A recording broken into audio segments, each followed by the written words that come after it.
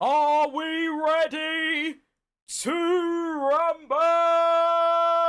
Well, not only am I absolutely starving, but I have got severe diarrhea. So that's a great way to start the stream. But hello. Yeah, that might be a thing. I might have to pop out of the stream a couple of times today to go deal with that. I don't know what happened. I've got some like bladder issues and stomach issues that are just getting worse, but we move. Enough about that. Welcome to another stream. It's been a few days. I've been having the United Arab Emirates sleep schedule, which is basically sleeping all day and being awake all night. That's typically what happens when you have no responsibilities and you're self-employed. Anyway, today we are doing the My Team career, the Crim Sport career, because I said so. And we're dealing with Texas and Mexico today, so let's get straight into it. No funny business. We're in there. Nice, Latan. See, I remembered your name. Look at that. Let's go for the win. Don't know about that one. Where are we on the R&D, actually? That's a good thing to check out. We are going to be... Okay, we're basically near enough fastest, although saying that, it's quite a small gap between first and about 7th. Also, I still don't quite understand why Alfa Romeo are 2nd, Audi's in 4th, and BMW is all the way down in 7th, considering BMW probably have the best results, I think. What's even the standings again? Yeah, there's a McLaren in 2nd. Brett Max's home race, yeah, that was a tough one.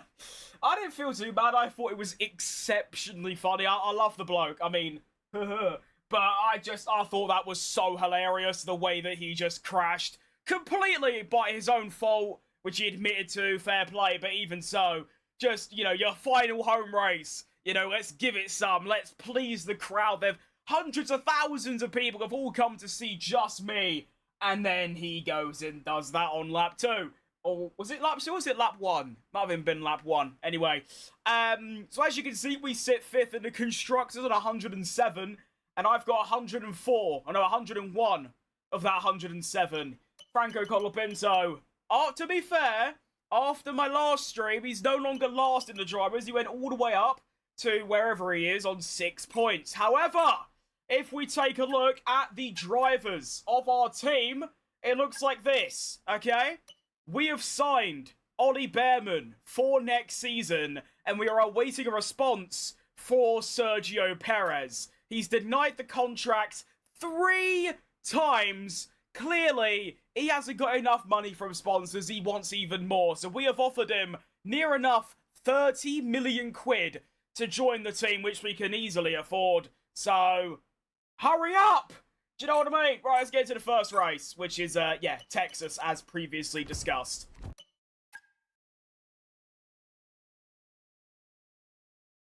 Oh yeah, that Hulkenberg save was ridiculous. I mean, one thing I don't understand is why commentators, maybe it's because they're in their, like, 80s or whatever they are, but they get more impressed if a good reaction comes from an older driver. Now, I'm not being funny. You can still have lightning quick reactions at 40, in my opinion. I mean, maybe they're not as sharp as, say, when you're 20, but I feel like say, like, for what Hulkenberg did, I feel like it's just as impressive if Antonelli did it, or Alonso, or Hamilton. Doesn't matter what age you are, I feel like the reaction times don't really change, especially when you got that adrenaline going. So, I don't know. You're right, Hamza. Okay, once again, we have another wet weekend. Luckily, again, it's not in an important session. I won't even be participating in it, so that's ideal. Now, keep in mind, we do go into the season, or into this race, sorry, with the 3rd best car, which on paper would mean that we should be aiming for a top 6, but it never actually works out that way. That is true. I mean, Hulkenberg was basically blind until the very last moment. That was almost entirely instinct. So, we're going to yeah, be logging pretty some insane. extra data during this session. Are you Nothing you need to worry about, but as we have some new parts on the car, we'll just confirm they're performing to spec. By tomorrow, we have the race at F4. I qualified first. I don't know how, but I did. I find that really cool. There's an actual driver in my chat. That's really cool. Meanwhile, I'm just sat playing the game instead. But, hey-oh.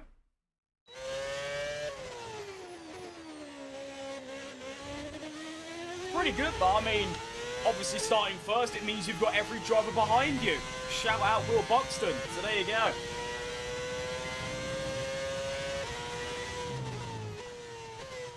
Ugh.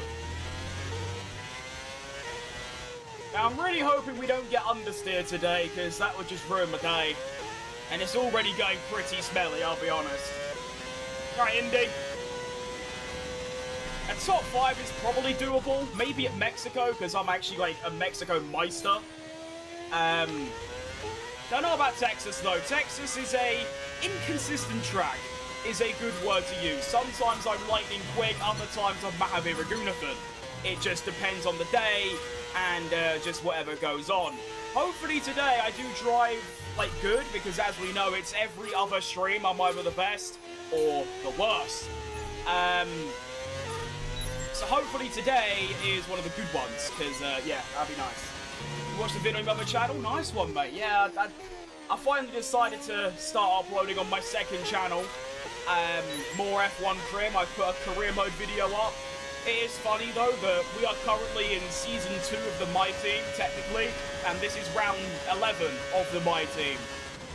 In terms of videos, I've only caught up to Porsche round 10, so I am basically, well, 16 races or 16 videos back that I've got to somehow catch up with, which I never will, because obviously on stream I do 2 races, that's 2 videos, and I could only be bothered to edit 1 video every few days, so there we go. So obviously he's off with the camera angle. I don't notice anything. Oh, if you mean my, you probably mean my actual camera, yeah, it's a bit lowered. Okay, that was a terrible first lap, but to be fair, it's not entirely unexpected. Turn it up, I can't really hear it. Okay, that might be a bit too loud, hang on. No, there we go. You alright, Thomas? What's my dream car? Can I stop missing these, like, things, please? Hang on. Need to lock in. I'd say the Porsche 911 GT3 RS is a good one. Or maybe just the normal GT3. Either of them.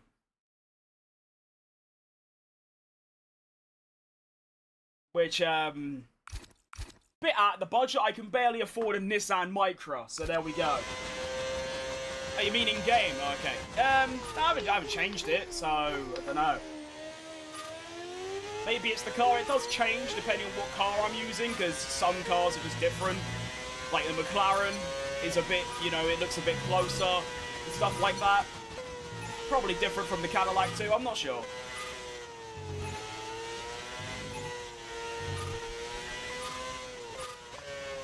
Why am I getting, like, loads of greens? Oh my god. Is it going to be one of those days? I think it's going to be one of those days, you know. I can't even do track acclimatization. Like, genuinely. Can you stop showing me my tyre management? I don't care.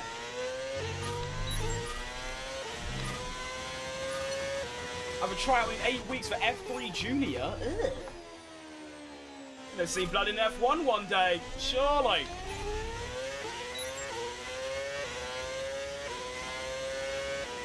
Yeah, no, Texas for me is literally sometimes maybe good, sometimes maybe shit. That's exactly what it is. I'm hoping that by the race, or even quali more importantly, I'm a bit more locked in. But the car just feels, I don't know, heavy. Maybe because of the hard tyre, I don't know, but it just feels very lumbersome. I also keep going to first gear by accident.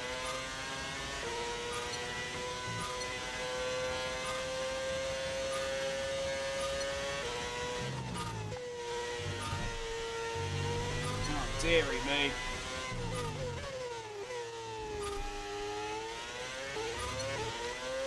That'll do. Did I even do the... I didn't even do the purple one. Doesn't really matter at the end of the day. Everyone... Did I not just... I just showed my camera settings. I just did. Fine, I'll do it again. If I get to one, I'm getting free tickets. Come on. That's what we need.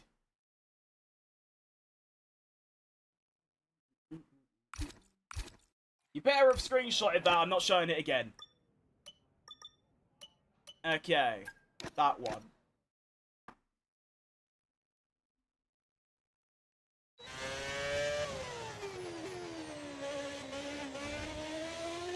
Alright, can I do one good lap, please? That'd be ideal.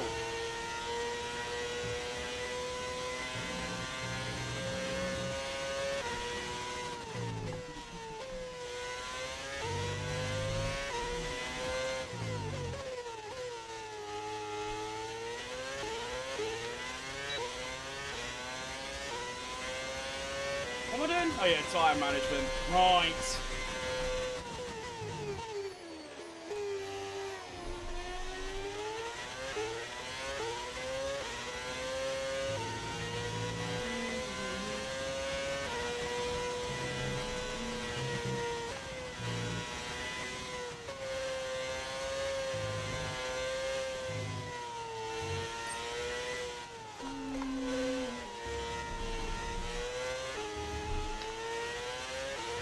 I can't exactly save my tyres more, EA. Come on. I've also noticed my overtake button is suddenly inconsistent. It just doesn't work now sometimes, which is awesome. You must have destroyed the car in Q1. Oh, dearie me. Did you miss anything? Absolutely not. Just me crashing. That's about it. Right, Max. Mate, my overtake button just doesn't turn off now. I have to, like, double click it for it to turn off. Wait.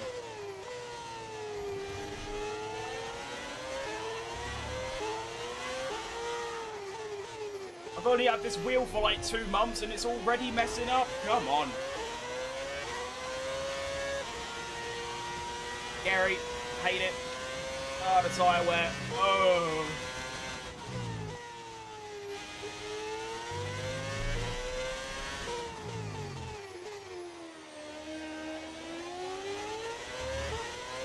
That'll do. Alright, Tyler. There's the Hungaro ring. Yeah, that is just Monaco without walls, isn't it? Let's be honest, that's exactly what... To be fair, there are a couple walls. There's like... Actually, there's one. So, there you go. You adjust the car in the pits during practice. I mean, quali, you get your front wing and your tyre pressures, and that's about it. Practice, yeah, do what you like, really. Oh, I should not have done that on mediums. Oh, well. Actually, I mean, maybe it's just because I play the F1 games. Obviously, I think I've done Hungaro Ring in some other game. I don't remember what. And then obviously I've never driven it in real life. Duh. But I really don't mind the Hungaro Ring. I mean, maybe not as a racetrack, but as like a quali track, I think it's quite good. So I don't mind it, to be fair. I mean, there's only 1 or 2 tracks I really just don't like, which is Madrid. And I was gonna say Miami, but Miami is obviously like D tier, but it's bearable. You know, if I have to race on it, I'm not against it. The only reason I don't is because it's a sprint weekend, and obviously I don't have sprints in this career. Although I was thinking maybe I should have like to keep it a little bit more of some real life. Oh, great driving that. Maybe I could include maybe 3 sprints, considering I only do 16 races a season rather than 24, so I was thinking of maybe doing 3 sprints a season, so I could do like Singapore, Canada, and Zandvoort maybe, because I've never done Zandvoort and things like that. We'll see.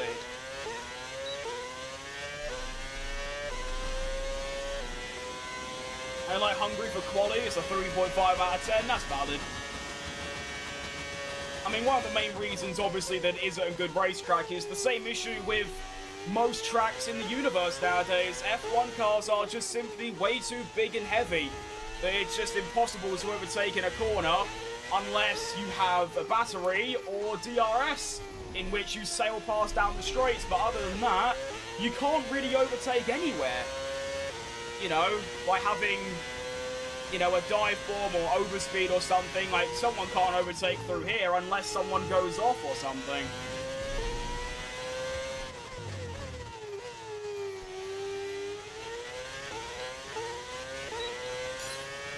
And Twitch and Instagram, very underrated streamer. Oh, thanks, mate. Never a bad thing to be called underrated. I appreciate that, mate. The fact that I'm only 7th right now is actually not that bad. I am on 110 right now. We'll be lowering it considerably for quali. Because, you know, shout out Codemasters making quali bugged. Great stuff from them. Oh my understeer, that's going to be a problem.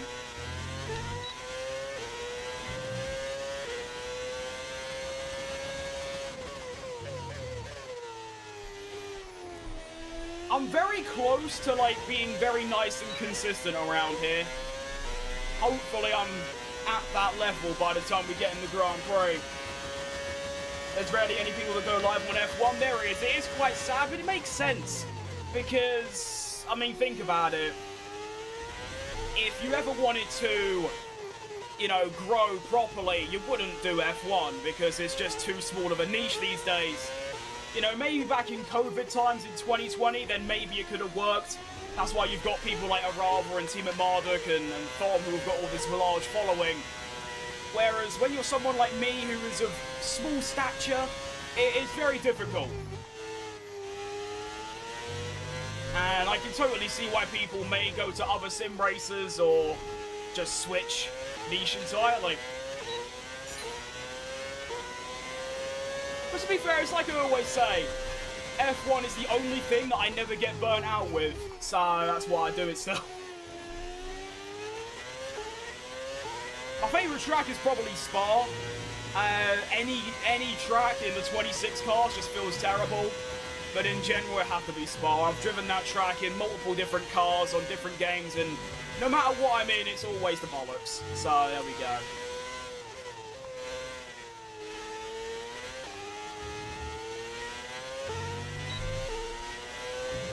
I definitely think it's going to be a 2-stop race because this car feels terrible and it's only been about 5 laps total that I've had these tyres on. Side racing because I won the Slovenian eSport F1 tournament. Never heard of that, but it sounds quite exciting.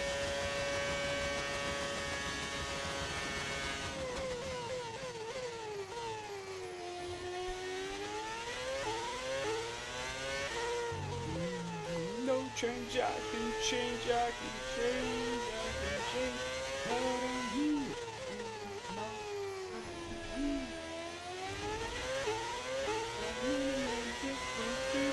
From one day to the next, I can change my mind.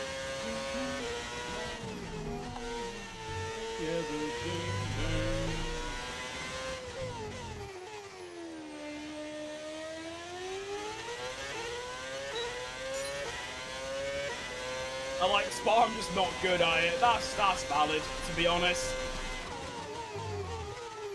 I wouldn't really say I'm bad at any tracks, I'm just really good at some. Like Spa and Melbourne and Singapore and Qatar and Vegas and a couple of others. I think the only track that I'm genuinely bad at is Madrid.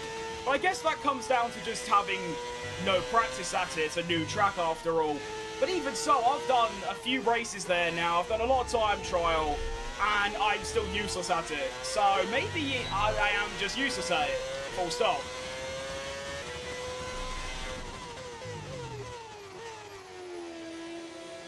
Like even Monaco, even after a couple of laps, I was up to speed without the racing line and I was good, I'm gone. Wish I had enough money to start cars and get up to F3 or F2, I'm just not rich. Yeah, that's the main problem for a lot of people. I mean, I'm still adamant of the opinion that there is a whole nother level. That was not English. Nother level is what I meant to say.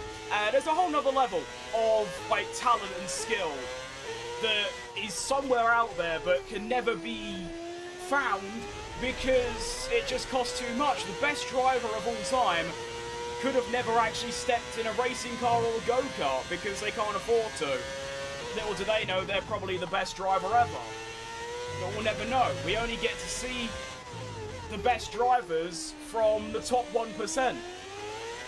And even really good drivers that do get into like F4 and 3, they eventually run out of funding and have to stop there, even though they might have the talent to go straight to F1 and things like that. or I'm chatting complete bullshit. That's normal. Alright, final lap of practice. I think we are in a nice rhythm about now, but I don't know, it still feels really, really slow.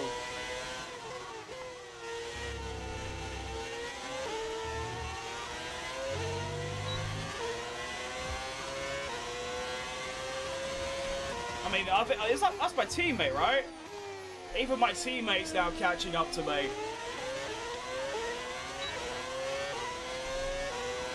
Tyre wear's equal across all tyres, which is a good thing, but the actual overall wear is quite high.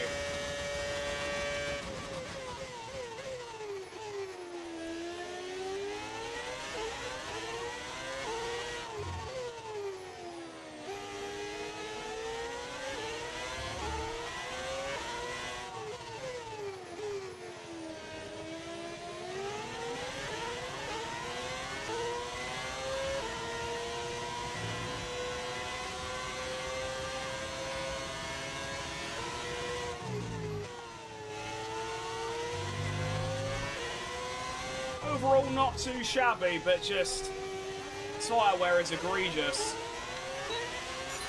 Okay, test complete, and that was a Thank you, Mark. really good job indeed. We got a lot of valuable information out of that. Well done. I have your... You have my face on your helmet. There's no way that's real. Surely not. That'd be insane. Right, what am I doing?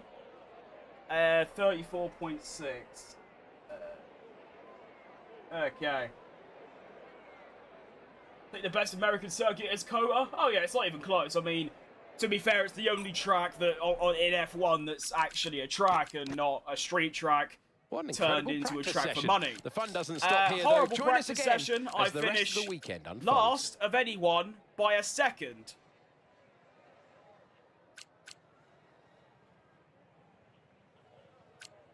Oh dear is a oh dear.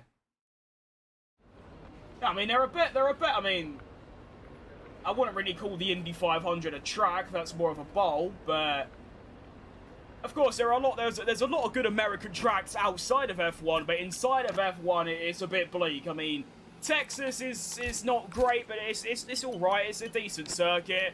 Vegas is really good, even though it's a street. Miami's terrible, and I feel like there's another one. No, it's just those three.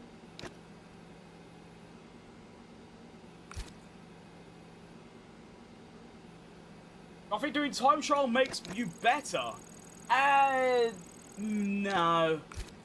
Because the car feels different, you get no fuel, you have brand new softs all the time, and you don't have any battery. So, I think it's the same as just doing races over and over. But from my experience, I have done a lot of time trial, and it basically just allows you to... Well, I did 100 laps at Austria. It's actually a bit more than that. I did 140 laps at Austria for a video, and it kind of just allowed me to get to 100% of the limit more often, rather than, you know, having some laps where I'm a bit, you know, bit careful. After that many laps of time trial, you sort of get a good idea of exactly where to brake and exactly how much speed you can carry. Whereas, but then that's the thing, you go into a Grand Prix and suddenly it's different because you have fuel and a battery and all of that stuff, and extra weight, so I don't know. The party in the USA. I mean, that's what the professionals, the esports drivers do. They just sit in time trial all day and night, so I don't know. Personally, just for me, it's never done anything beneficial. You beat the Croatia GP lap by 4 seconds. 5 seconds. Is this the Marty? I assume that's my team. It's my team, mate. Yeah, we're in the crib sport. Why do you keep saying Charles Leclerc has acquired rabies? It seems a waste of time. Anyway, welcome to qualifying for Texas. I finished last in practice, so... Oh dear is a good expression to use, and there we go. Colapinto is going to go... Oh, dearie me. He's only going to go into P18 with a 34-1. So that's what I've got to try and beat. What team do I support? I'm guessing Red Bull. It's not. No, my ears! It never was Red Bull. I don't really support teams. I just support the team that Sergio Perez is driving for. Because he's my favourite driver. It's like I always say, to me, a team is just a name and a logo. I can't really get behind it. I always get behind drivers instead. So, yeah. I mean, I guess I supported Red Bull when Checo was there, but not really. And then, obviously, now it's Cadillac. Alright, first lap of Q1. Hopefully, there's a lot more pace in the locker than practice would lead me to believe, because it was very bad. Through turn 1, I've gone over the curb a little bit, but it's alright.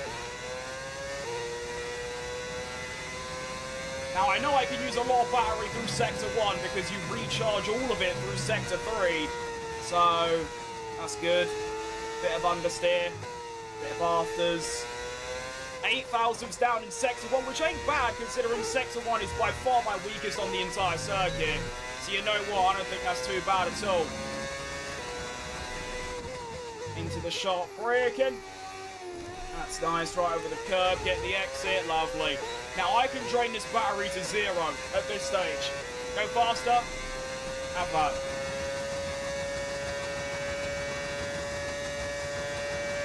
Braking.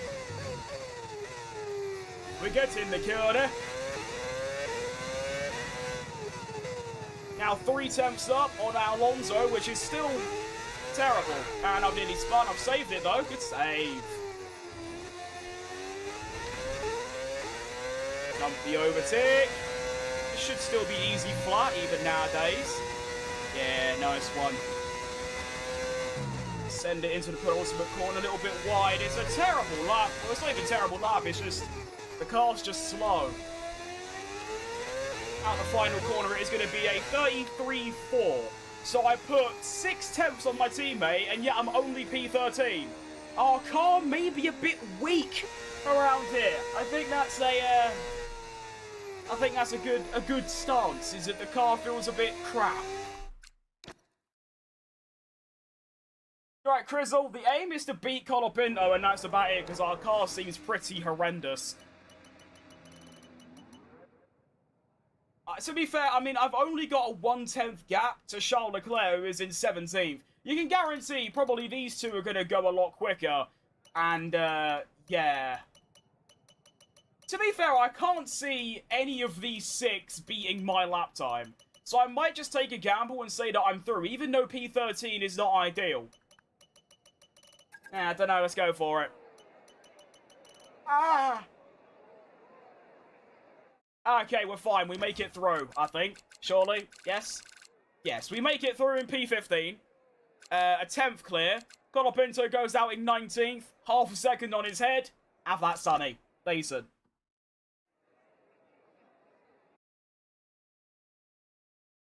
I'd always back either Russell, Norris, Piastri, Leclerc, Hamilton, Perez, Bottas, Behrman... all them lot. Lindblad is a good one as well. So, yeah. Wait, yeah, Charles was he's very underwhelming, although to be fair, his teammate is not that far ahead. He's only, I mean, he's 3 tenths ahead, 3.5 tenths, but still, they are both near the back after the first run. So I'm going to need a 32.9. Basically, I've got to go about 7 tenths quicker to confirm a place in Q3, which, it's not gonna happen, I'm gonna be honest.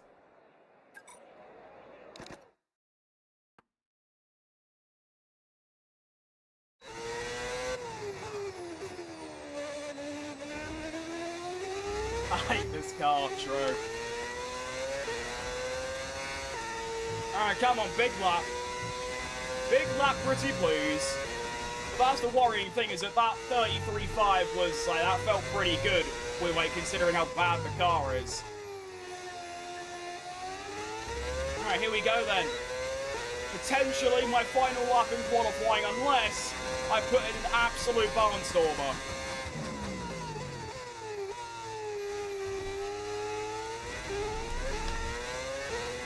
bad turn one. Got a bit of a compromised exit because of the curve, but it's all right.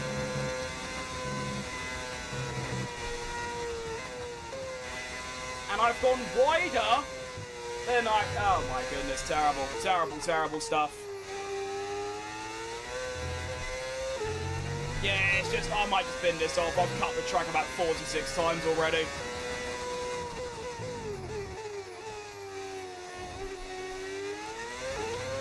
I just find it so hard to get consistent around this circuit. I just can't do it. No matter how many laps I do, I just can't, like, be consistent. I just can't.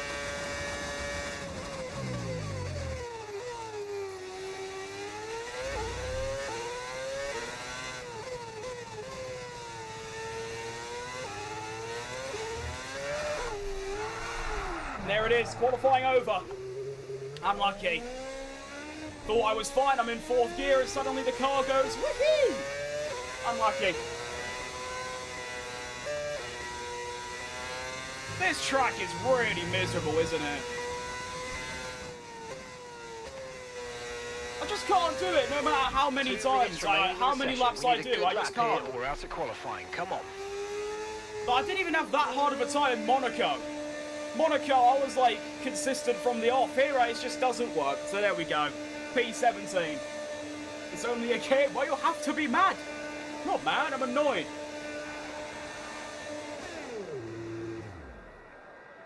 I'm allowed to care about things, mate.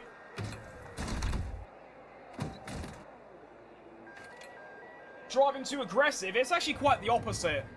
Not driving aggressive enough is the problem. Being way too smooth, I've got to send it. In quali, at least.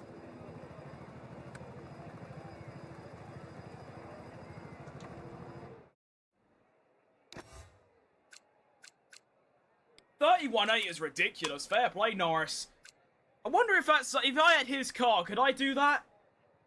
Debatable. Probably. Still put half a second at Colapinto's head, so... There we go.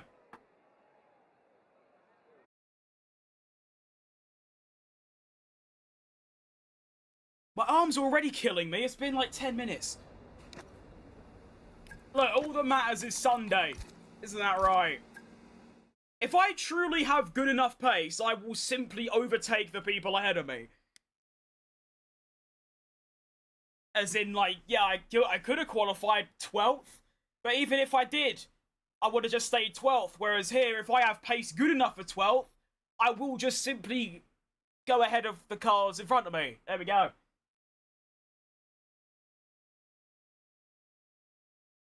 So we'll kick it off in the chat today. I wonder what's going on with my overtake button on my wheel. It works when I turn it on, but if I want to turn it off, I have to double press it, which is annoying.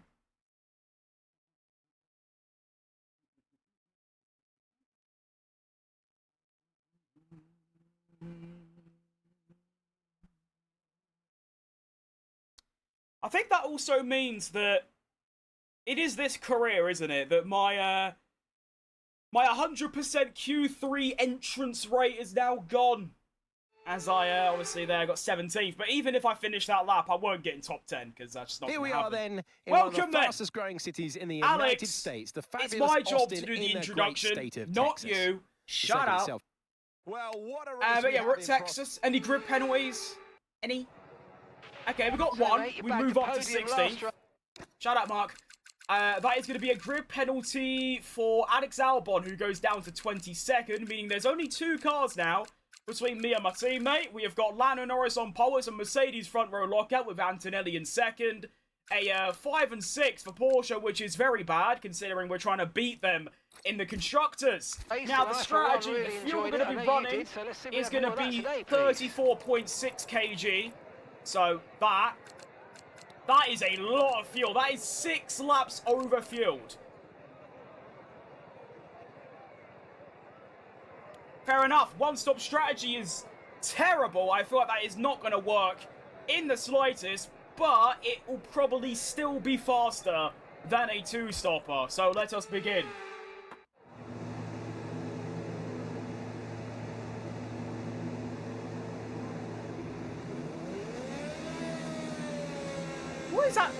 That's an Audi. That is a very ugly car from the side. No offense to the person who made the mod, it just... I didn't even know what it was.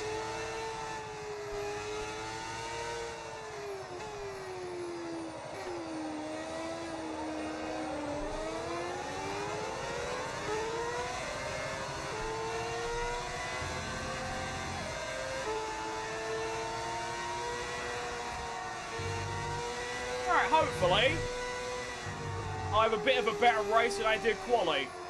I've got a Red Bull ahead of me. Apparently the second quickest car is Alfa Romeo and they're in 14th, or one of them is. The other one's behind me, so that's great. Audi are apparently 4th, and one of them's only a couple places ahead. The other one's behind me, and we're the third quickest. So, third quickest are in 16th and 17th. The second quickest are in 14th and 19th, and the fourth quickest are in, what, 13th and something last. Great stuff. Why is Kimi starting last at Monza? I mean, maybe he's forced to take that grid penalty, but since it's his home race, I would have maybe postponed it. But then again, Monza is a track where you can overtake quite easily, especially with a car as quick as the Mercedes, so I think he'll be fine.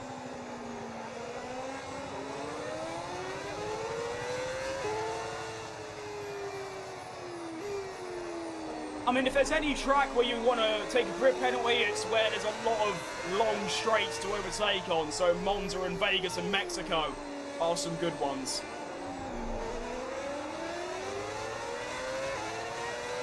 Insert gif of locking in. What is my name? Well, you told me to call you Zlatan. From Zlatan Ibrahimovic. I weren't even alive, I don't think, but that bicy he scored against England in the World Cup still annoys me to this day. So does Ronaldinho's free kick as well in like 2004. 52 bomber car. Okay, lock in.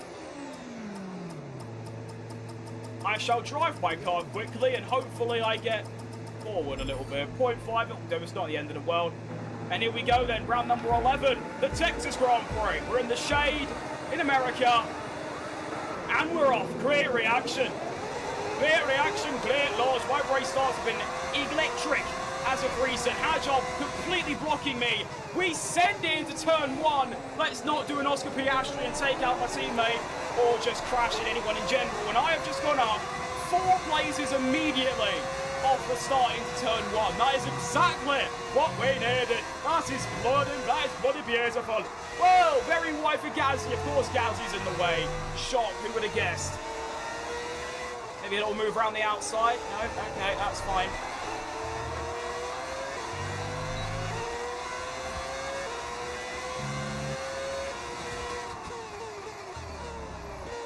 Hello. Chances.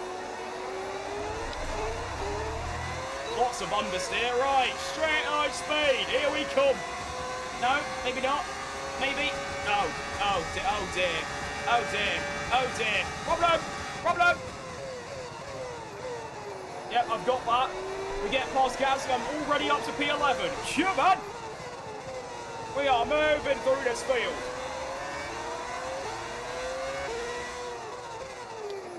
Now, you need to remember to be very greedy with the battery in Sector 1 and 2 because you literally gain all of it back in just Sector 3 alone.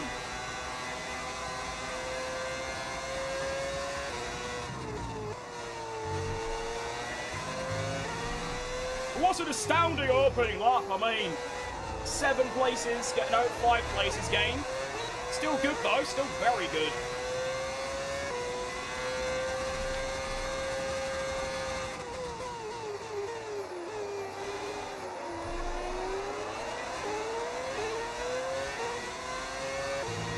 Now I just need a DNF up front and we'll be in the points. Oh, why are they taking off?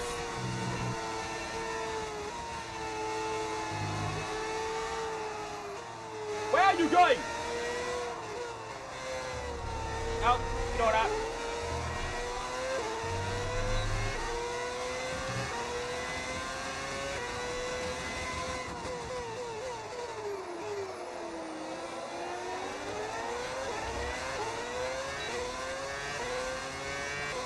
shout out? What for, mate?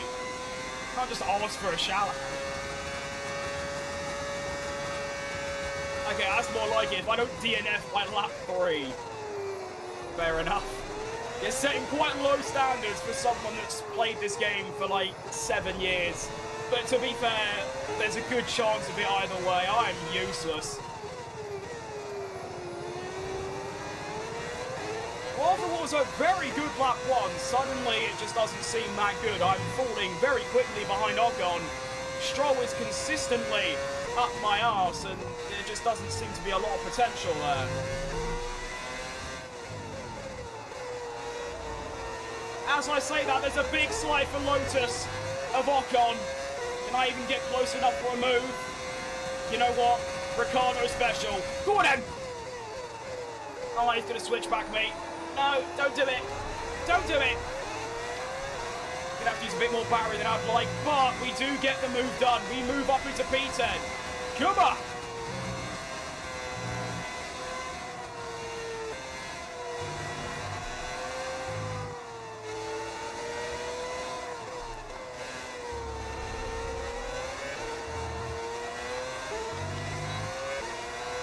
Gotta be so careful through that corner when using the battery, because sometimes it just throws you off and you sort of just die.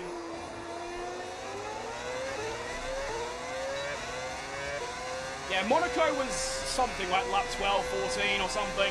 And I succeeded, to be fair. Here comes Ocon, going down the inside, the cheeky bastard. Braking. Really good braking, and I've made him stall somehow. Okay, fine with me. Only problem is I have now lost the blue power, which is extremely crucial to maintaining position. There is a very good chance I'm going to lose a few places now, because I didn't even realise not only do you get more power, you get more recharge as well, which is why when you lose that blue power, you just sort of die, basically. So, yeah, I'm finished.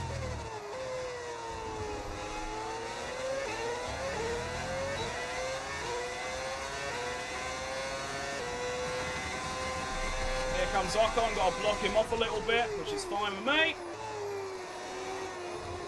Soft tyres for Leclerc, by the way, not really working. He's only 2.5 seconds up the road. Right, Ellis, sorry if I'm not reading any chats.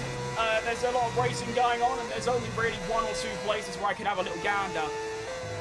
I will probably have to utilise the strategy of pausing the game to have a little look.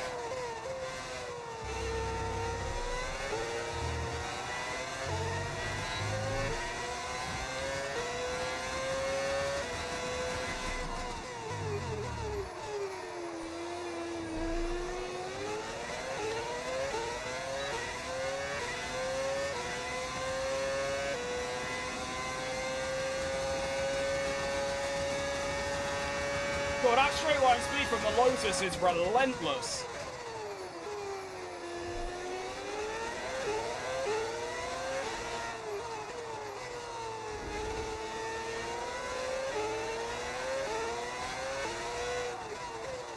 Might have to lower it a little bit, the downforce, to try and cope with that, but I don't know if I can. Because, you know, the cornering speed is not great. But my straight line speed isn't great either, so imagine having worse cornering.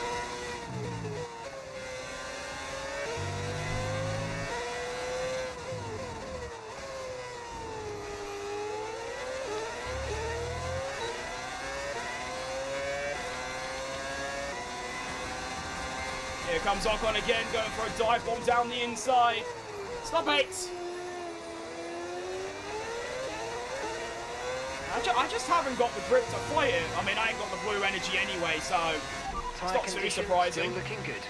You're not wrong, though. The tyres don't feel too bad. Although, like I said, it's because it's equal across all tyres. If the fronts or the rears were wearing more, I'd be buggered. But they're not. They're wearing nice and even. So that means I just get slower. And that's it. The car doesn't become particularly more difficult to drive or anything.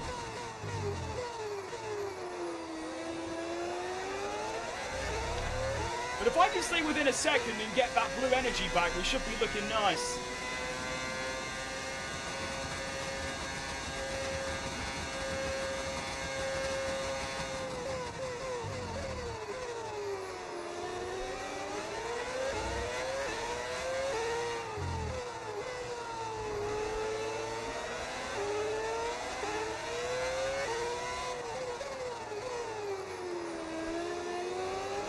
ideal.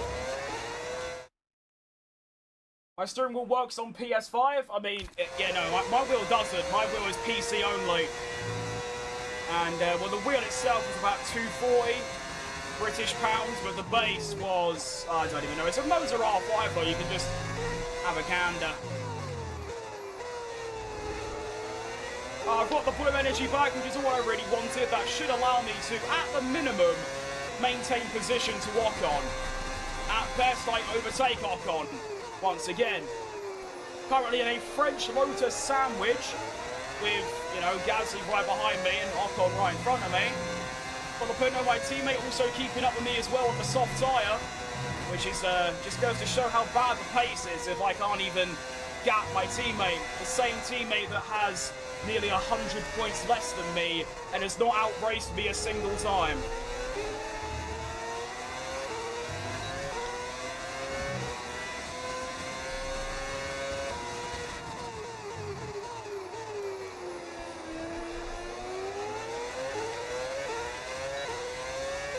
Logitech G29 and it works on, yeah, Logitech kind of works on everything. But Mo's is a lot more Xbox and PC focused. It's a bit deep. We are starting to catch Portoletto a bit here, which I wasn't expecting. Second quickest car, by the way, apparently. But it's like I said, it's all on paper. I mean, on paper, we're third, so you'd imagine we should be fighting for a top 6, and yet here I am, losing out to the Lotus in P11. So none of that really means anything anyway.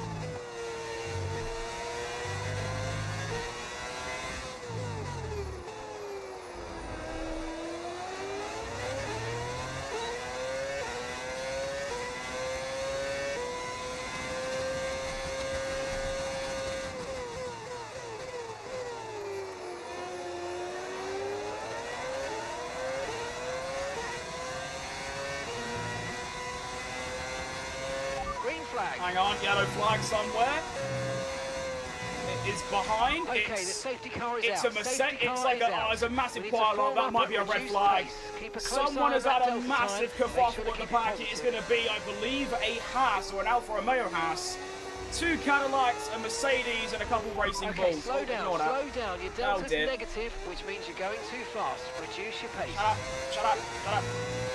I might actually pit, you know. I think I might pit. I'm going to go for a 2-stopper. I don't even know if it's the right call, but to be honest, I'm just feeling like these tyres are obviously quite slow, so if I pit, I am going to lose a few places, but then again, I'll have brand new tyres. Or I could do something really stupid, which is go to the hard and try and, well, actually, you know what? I'm going to go onto the hard tyre. I'm going to try and go until the end on a set of hards.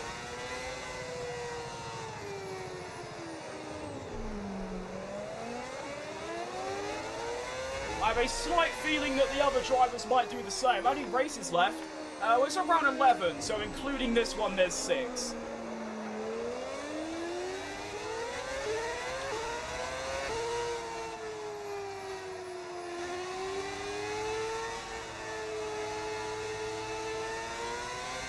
I'm doing it. Right, drop your speed. Our delta's too low. And as I predicted, everyone else is doing exactly the same thing. Oh well. Franco's in the pits. It's not even a risk at this point if literally every driver does it. Double stack for Crim Sport. Unfortunately, Kyle Pindo is going to get held up because I'm in the way. But the game's the game.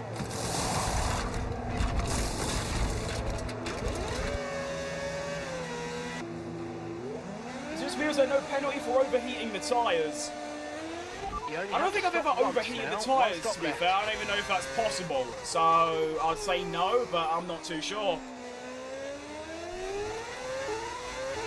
Alright, so we actually have a mixed array of tyres on the grid now. It seems like me, I've gone for the 1-stopper. I've gone straight to hard. It seems like everyone else has actually opted for a 2-stopper. So basically, if I just keep my pace consistent and I don't lose over a second a lap to everyone else around me, I could be on for a very handy result.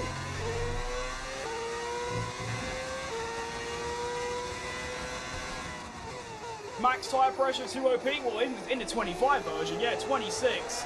It's always, my tyre pressure's always near the bottom. On some tracks at least.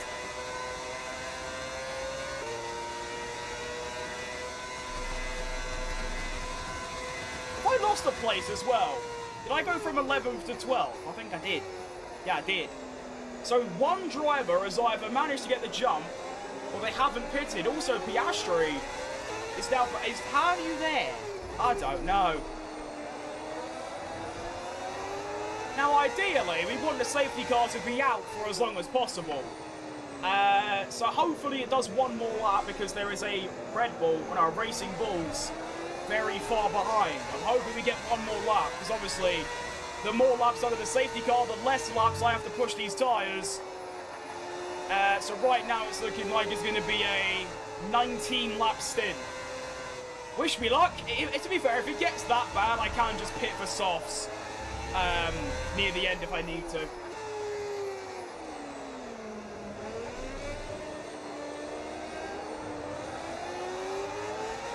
We are getting one more. Nice. I am wearing the Williams team kit indeed, yeah.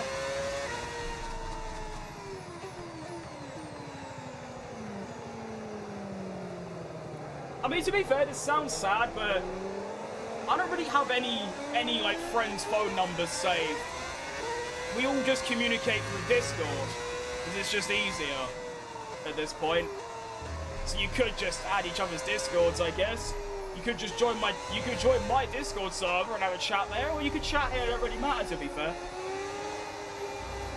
That is good ball knowledge, or wheel knowledge, to be fair, mate. That's good. I still need to get a Haas shirt and a Mercedes shirt, but to be honest, Mercedes, their team kit just looks so dull. It's just one colour. It's just like grey or black with a bit of teal, and that's it. And then Haas, it's just, I can't really find it anywhere. Because obviously I'm not spending 80 quid on a Haas shirt. I always go a bit on the cheap side. I mean, this shirt was like £6.50, so there we go.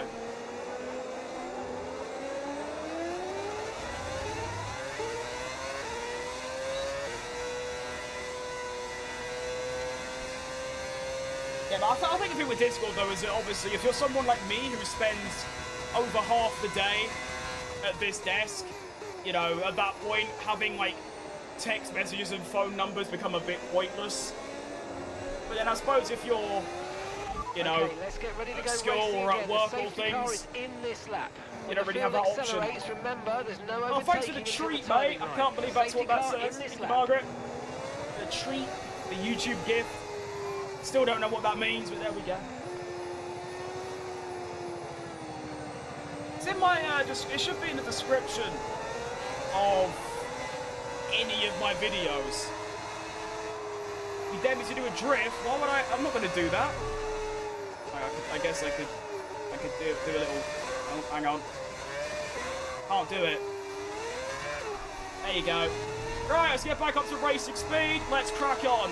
I've got a potential 19-lap hard stint ahead of me, which at this point I'm not too bothered about position or overtaking. I'm bothered about staying consistent. So here we go. Terrible restart. Oscar Piastri's already going to look for a move up the inside. Don't you dare. Hello, mate. Chances. Now, of course, tyre management is going to be a big thing about this as well. So at this point, if someone wants to overtake me, feel free.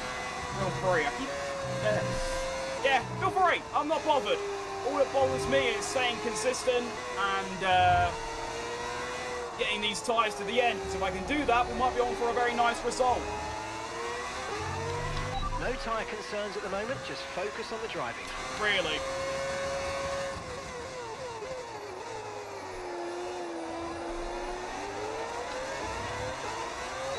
The best driver I've ever seen, well, you must have not seen that many, to be fair, but thanks.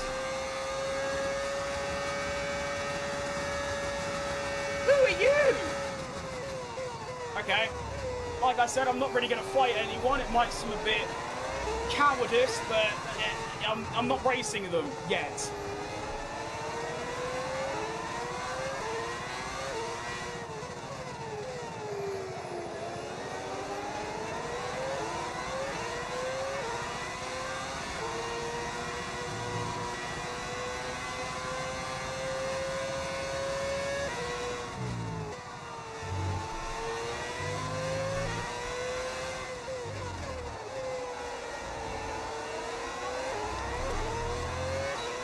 Alright, so I've used roughly about 4% on each tyre, meaning by the end, we are going to be, well, probably near 60, maybe even more.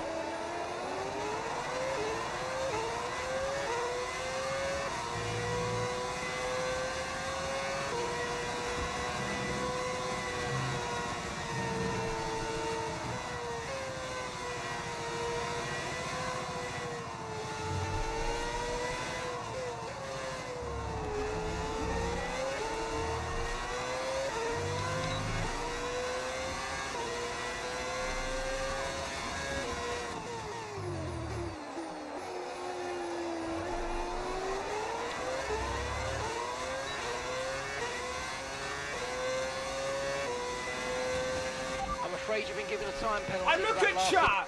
I don't even. Okay, I'm not being funny, right? I'm not being funny. You can't give a track limits when you like that. You're giving me a track limits penalty for that.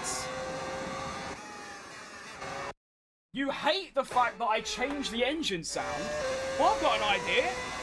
Bugger off. How about that one? Watch someone else.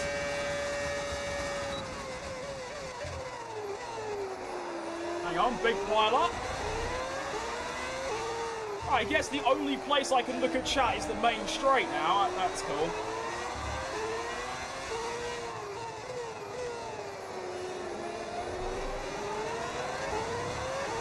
I don't mind it, to be honest. It allows me to keep that blue power.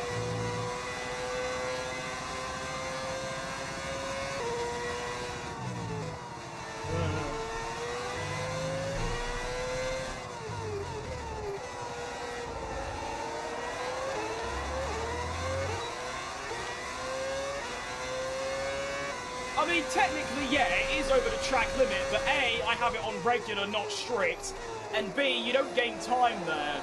So I feel like if that was the actual FIA, I'd probably be let off, but doesn't matter, it's in the past anyway.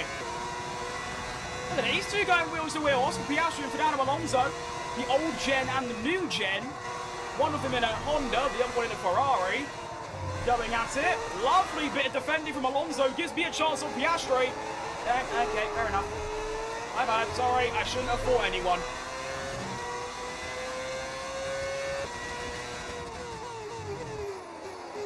But Fernando Alonso doing an exceptional job in a much slower car, holding off the Ferrari. Incredible stuff. Right, Zach.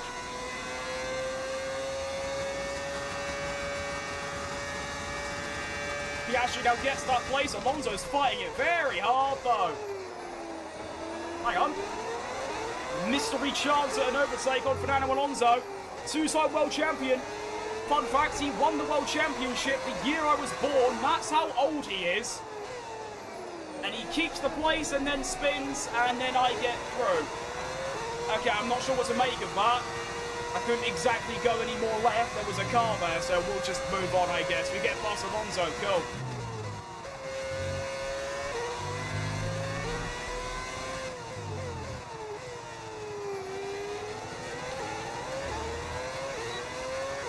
How am I getting beat by a 10-year-old?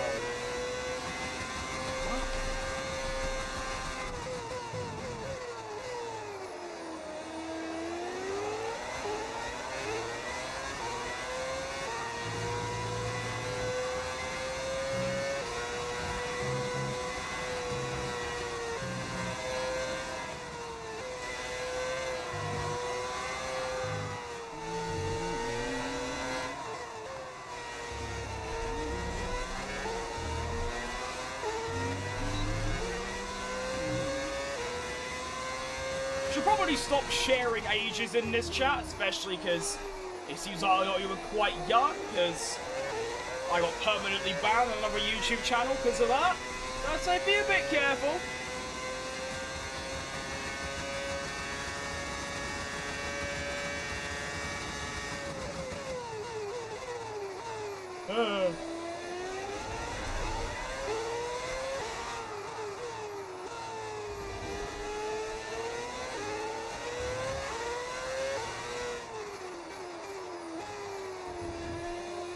Piastri now looking for a move on Gabriel Bortoleto. Oh, and Ocon's there. Wow, he's got miles ahead already. The Did my wheel just die? What was that? Suddenly my steering went really light. Not happy about that.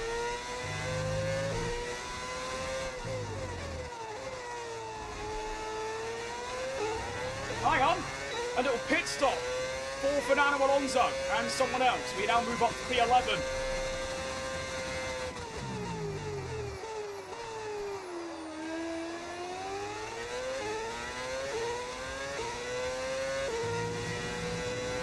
Gotta go, bit of fun watch. I'll see you later, Crizzle. Bye-bye. Your favourite rookie? Mine's Alonso. I feel like that joke's a bit old at this point, but answering the question properly, actually, to be fair, there's only one, which is Lindblad. If you include, like, last year as well, I'd say probably Ollie Behrman.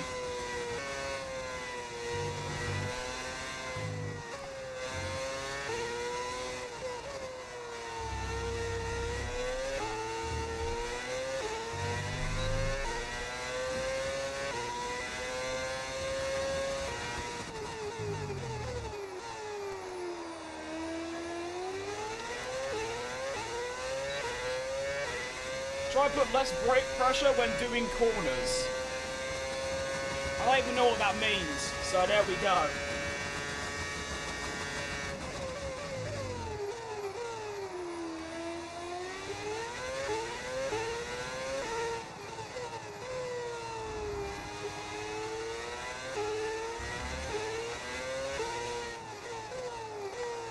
Got a bit of a gap to Behrman now. Oh, dearie me, bit of understeer.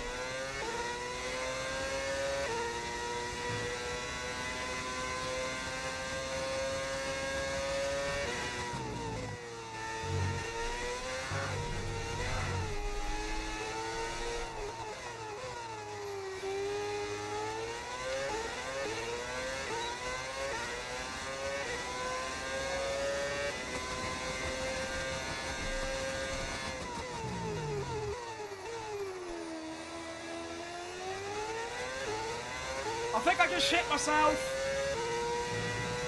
I think I've shit myself. Oh dear. Okay. That was quite scary. Oh dear. Oh dear. You know that? Oh my god, car's gone.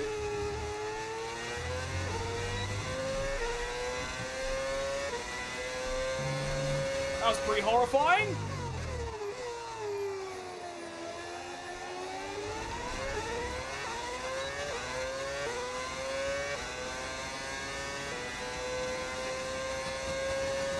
There is a bit of brown, that's a good yeah.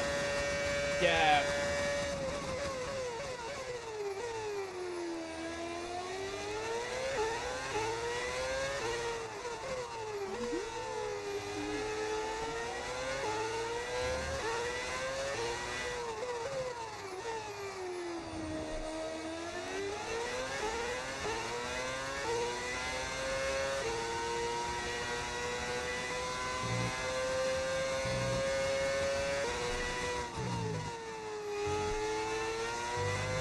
Still got 14 laps left of this stint, by the way, until the end.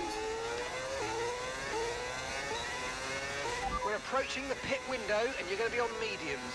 No, I'm not. You lied to me. I mean, to be fair, I might end up pitting for more mediums. So for right now, we're going to try to stick to the one-stopper.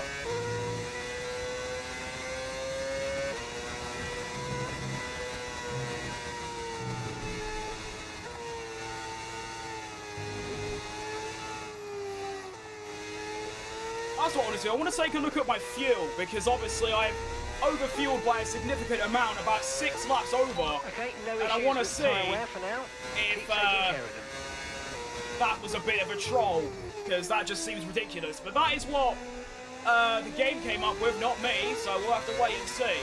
Survey says, oh yeah, we are burning through that very nicely. Already down to 1.2 extra. Am I going to run out?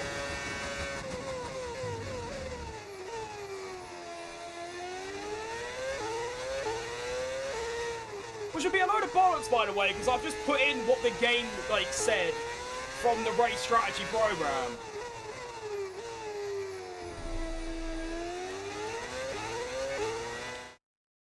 Thom's live as well. Thom's great.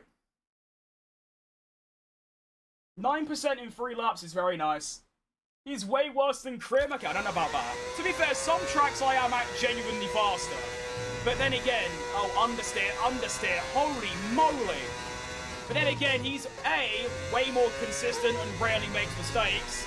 And B, he also uses no assists, which I do. So, he is still, even if I'm quicker, he's better, if that makes sense.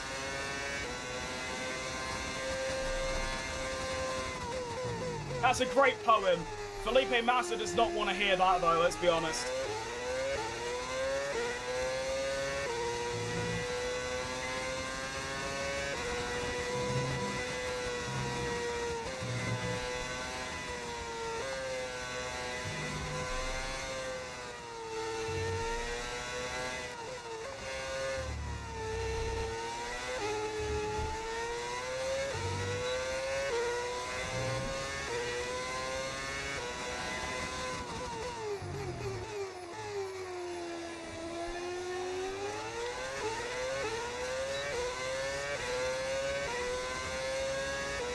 Person, I see. Don't know why you can't get rid of ABS. I mean, the game becomes way more immersive because I don't want to. Who cares? I've never understood why people care so much about immersion in an arcade game. This isn't like a sim racer, like iRacing. It's a sim game. It's designed for controllers and people on consoles. I still don't get what this whole deal is with immersion and realism. I've never ever tried to be realistic or immersive. I'm using the wrong camera. I use flashbacks. Like, at the end of the day, who really cares? Do you know what I mean? Like, it's my stream. I can do whatever I really want to. And if that bothers you, then simply go watch someone else. ABS is just too difficult and takes too much time and too much concentration. Therefore, I leave it on. Simple as. That's about it. That's all it comes down to. Right, Mark, I'm gonna choose to ignore that, Tom, and I'm just gonna stay out instead. As I now take P3 in the race, which is nice. Not bad. Forgiven. You'll understand, though, I get comments like that every day, and it just gets a bit tiring. It's like when I used to get death threats for using the racing line. It just gets a bit, you know, repetitive of just, you know, people being so fussed over such minute things.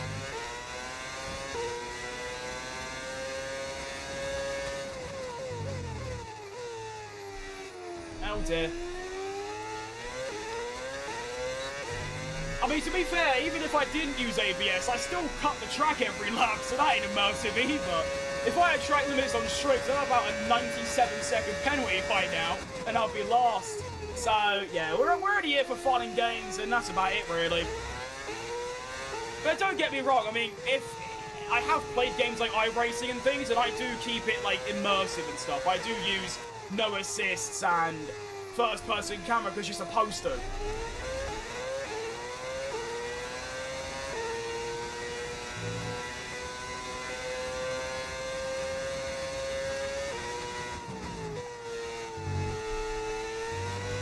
Box now, please. Box this lap. No!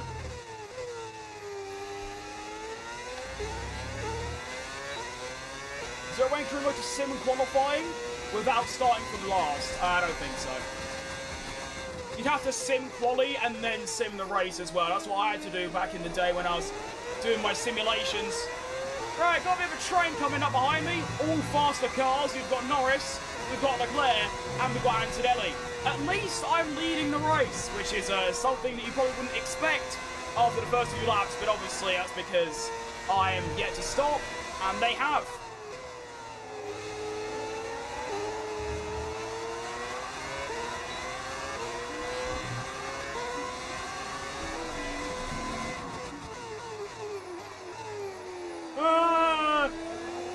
I'm trying to drive too fast because I'm scared of these lot. I know at the end of the day, they mean nothing to me. Hurry up and go by.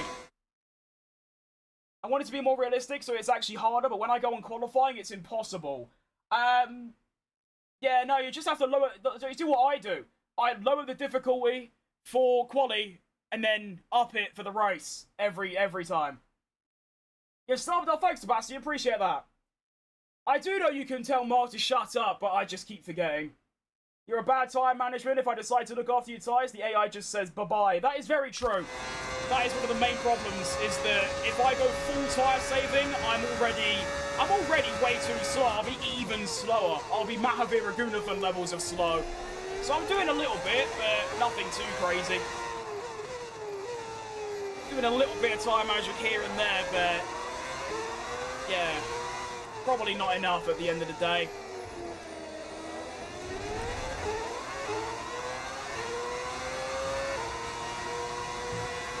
Alright, so look at the track map.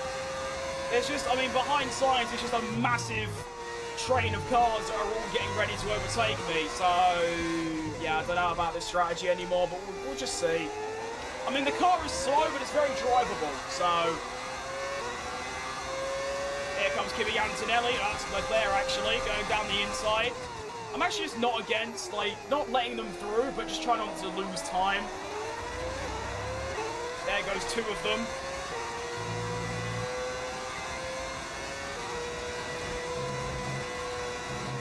Yeah, it's looking like very soon, people like Ocon, who was in the points and I was like next to, are going to be catching up quite quickly. But I also still think this strategy is better than the two-stop, even if I do finish in the exact same position.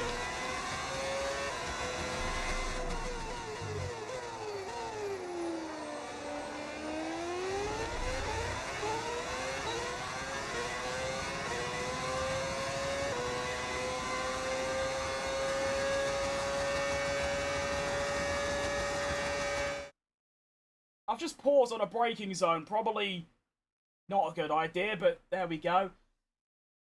Stomachache is bad. Favorite e-racing game? I've never heard anyone say it like that, but I guess that is what it is. I mean, it is this. I mean, actually, I'd say F1 23, but it is a F1 game. I'll be honest, all of them, like, actual sims, like iRacing, Le Mans Ultimate, Assetto Corsa, I just don't like them.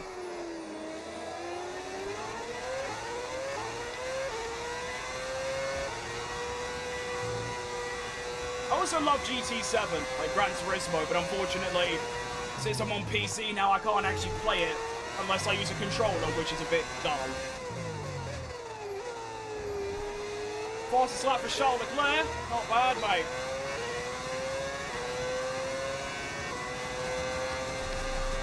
Gotta go to handball, good luck, mate. Handball is the only sport that I got picked in school to go and play. And that was only because I was so fat that I could cover the entirety of the goal. I'm not joking. I was a very talented footballer and cricket and tennis player. I was an unreal tennis player in my youth. Never got picked for that. I always got picked for handball because the goals were small and I covered them up. They didn't say that, but it was pretty obvious. Considering my teammates as well who couldn't even, like, play.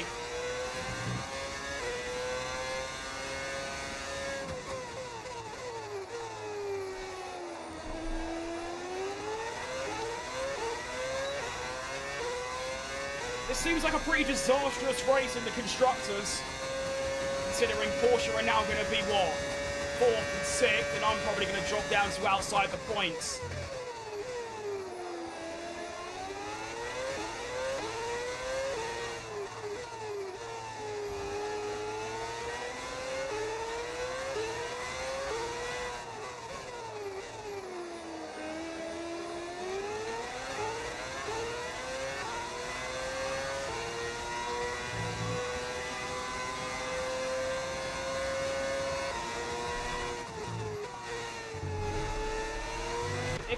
Ignore that.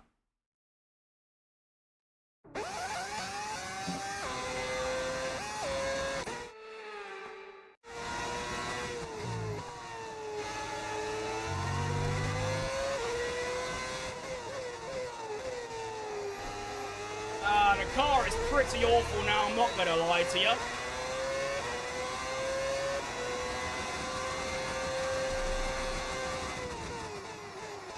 Goes George Russell.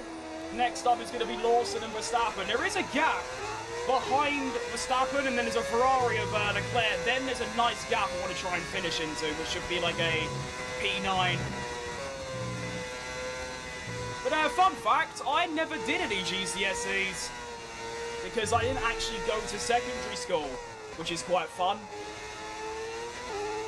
So that means that when people say, oh, you got no GCSEs, you must be an idiot. It's like, well, how can I have none when I never partook in any? That's why I've got 2 degrees in graphic design and video editing.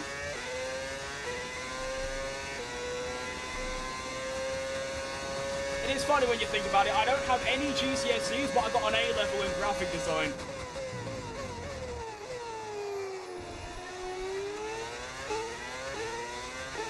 Why I go to secondary school? Because I kept waking up late.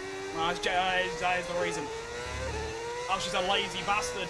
Like I am now, funny enough.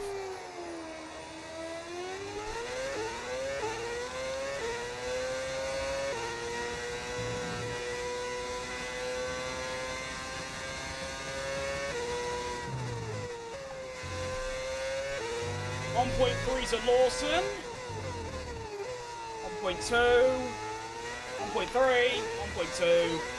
1.3. Hang on. Thought that was illegal? And of course not. You could take your kids out of school anytime you want and then you homeschool them, which I was.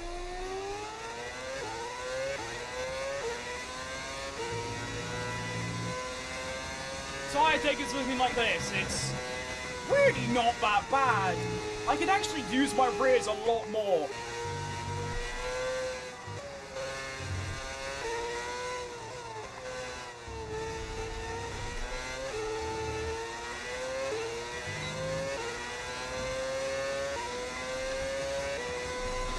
Green flag. Hang on. Another yellow somewhere. I believe it's going to be behind. It is, therefore it means nothing to me. And it's going to be Alex Albon. Unlucky, mate. That is true. That is true. When your tyres get to that level, I feel like it's 2 stages. When it gets to 25, I feel like the car changes drastically. Then it gets to 50 and all hell breaks loose. But then you get to like 60 and it's alright again. So, there we go.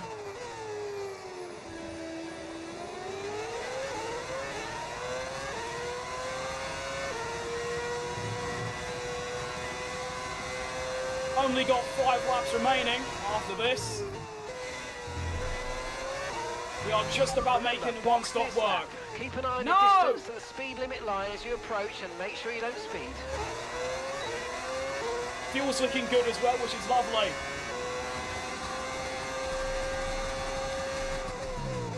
Dawson trying to go down the inside. At this point, I can try and defend, although I don't think I can. So I'm probably going to lose out to Max and Piastri, but there is a nice gap behind Piastri. So I could be on for a P9.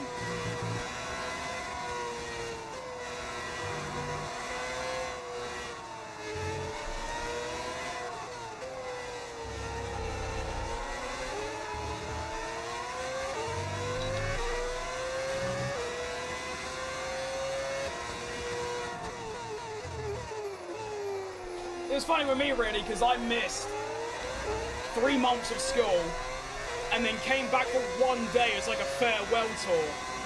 And then I just never came back. But it all worked out. Here comes Verstappen down the inside. And he's gone. Fair play. Not too bothered. I am focusing on finishing ahead of Bortoletto is my objective right now. Gap is 3.7. And maybe, just maybe, I can get some blue energy.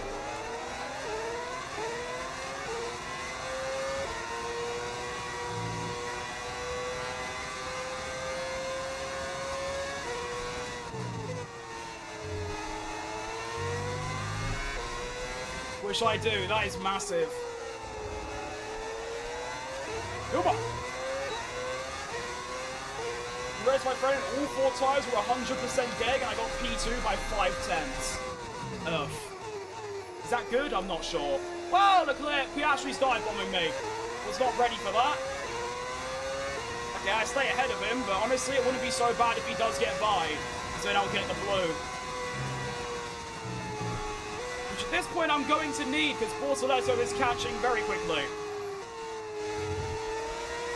tyres do feel a lot nicer, though, than the previous couple of laps, so that's nice. You should be feeling the effects of some tyre wear. Great soon, timing, so Mark. stay on your toes. Appreciate that. I do theorise, though, that's because the fuel's also a lot lower now as well.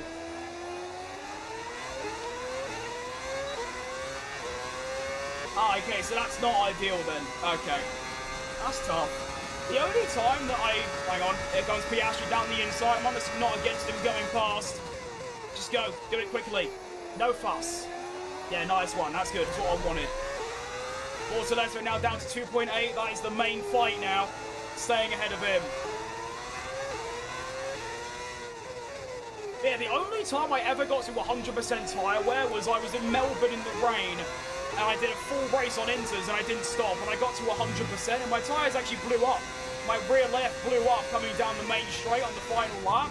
And I managed to finish like ahead of like 14 people who were all chasing me. Alright, 3 laps remaining and I've managed to keep the blue energy for at least one more lap, which is massive. Come on. Right, Rick. I'm on 110 slim. Wish I could be slim.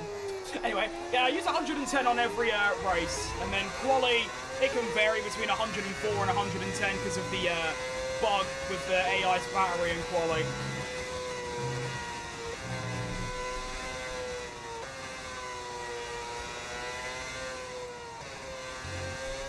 .8 for Gabriel now. He is so fast through Sector 1, like so much quicker than me. It's not even a joke. Don't even joke, lad.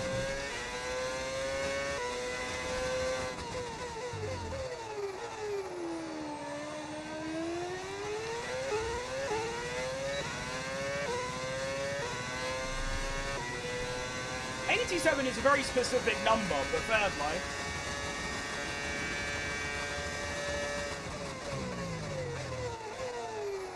Back up to 2 seconds now, luckily. Oh wait, he's fighting Gasly, that could be huge. If they go wheel to wheel for a few corners, my gap will go up, and it is 2.3 now, come on. That's massive.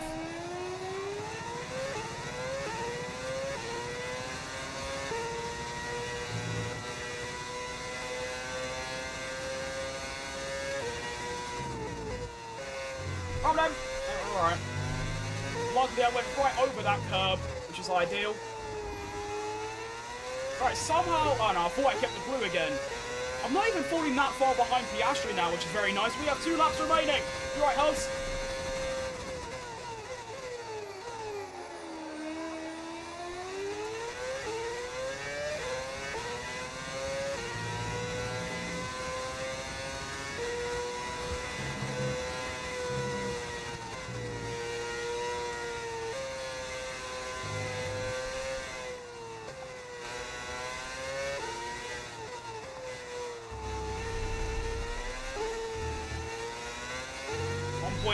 Come on. Don't play Rocket League. Do you know a depressing fact?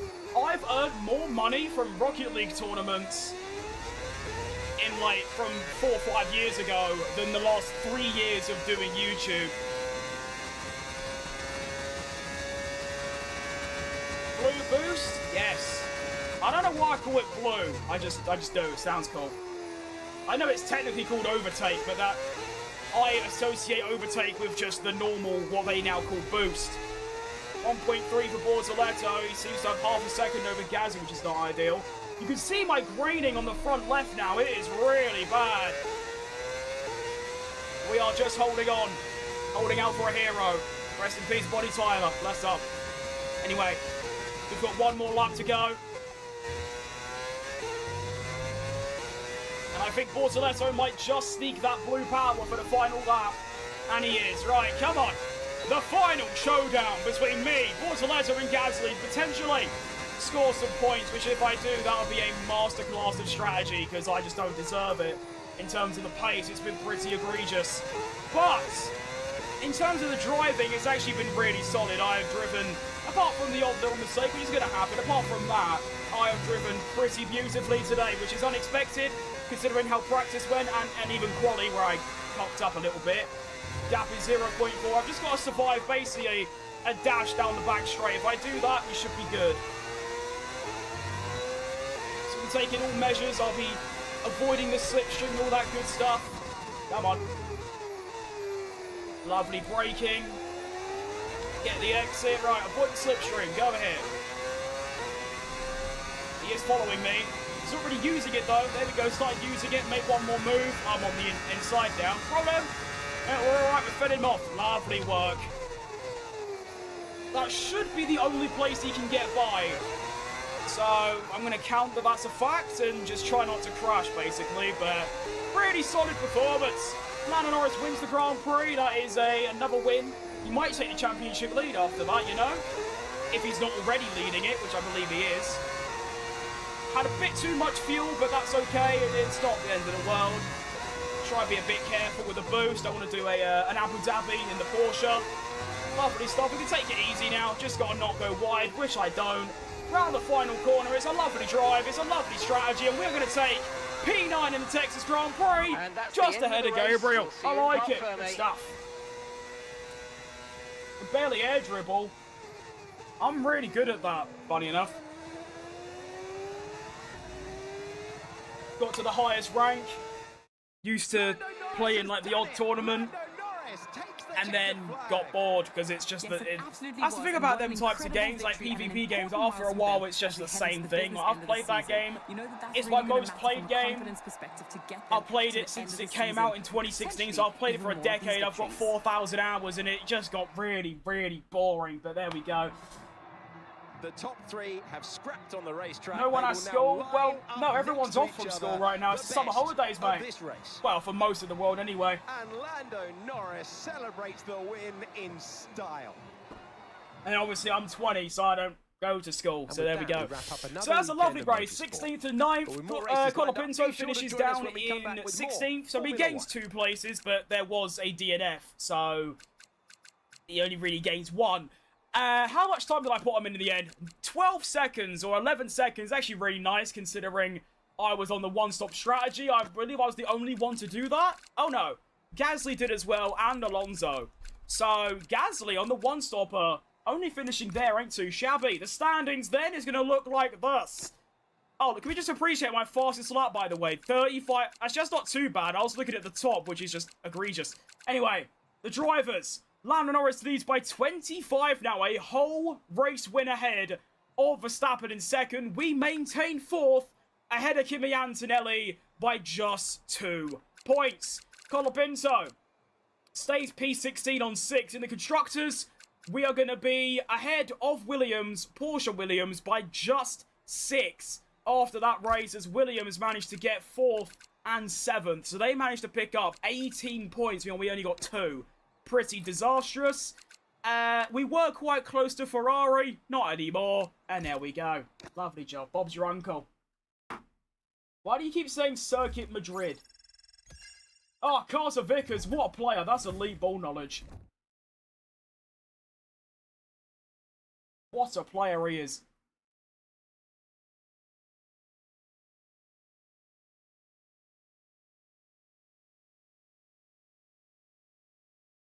We've got 2 Newcastle supporters in here. Newcastle, Arsenal. Hey, Chief. You can't say Celtic clears after they just lost 5-1 to get knocked out. By the assign upgrade screen when you get the chance. We stop giving Colapinto all the upgrades because I'm the better driver here. We move back up to 2nd fastest though, so that's all right. Get some developments going as well. 2 Arsenal as well. Okay. So I'm the only one that supports the championship club then. Not the end of the world. Great performance against Southampton, I've got to say. I was not expecting that in the slightest. That was incredible stuff.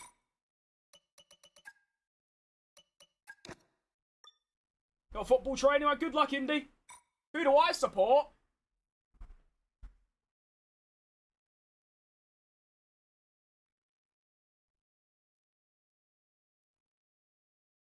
Can't do it.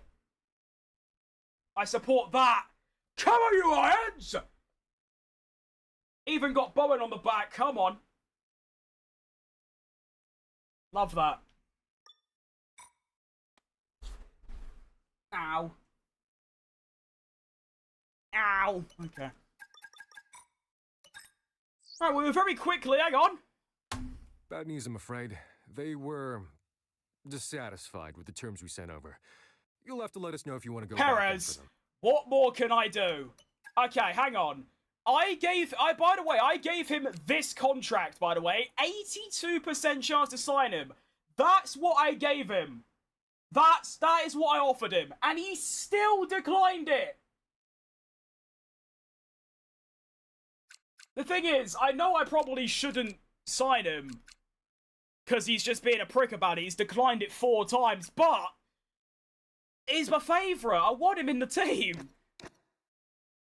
Okay, we'll try once more. If he declines this one, then I'm just going to sack him off and go after Hulkenberg.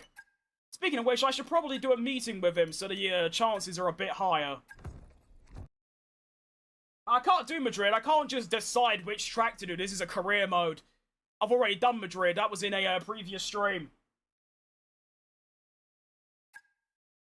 To be fair, the whole Scottish League's terrible. I don't even think they'd match up to League One in England. They're all pretty awful.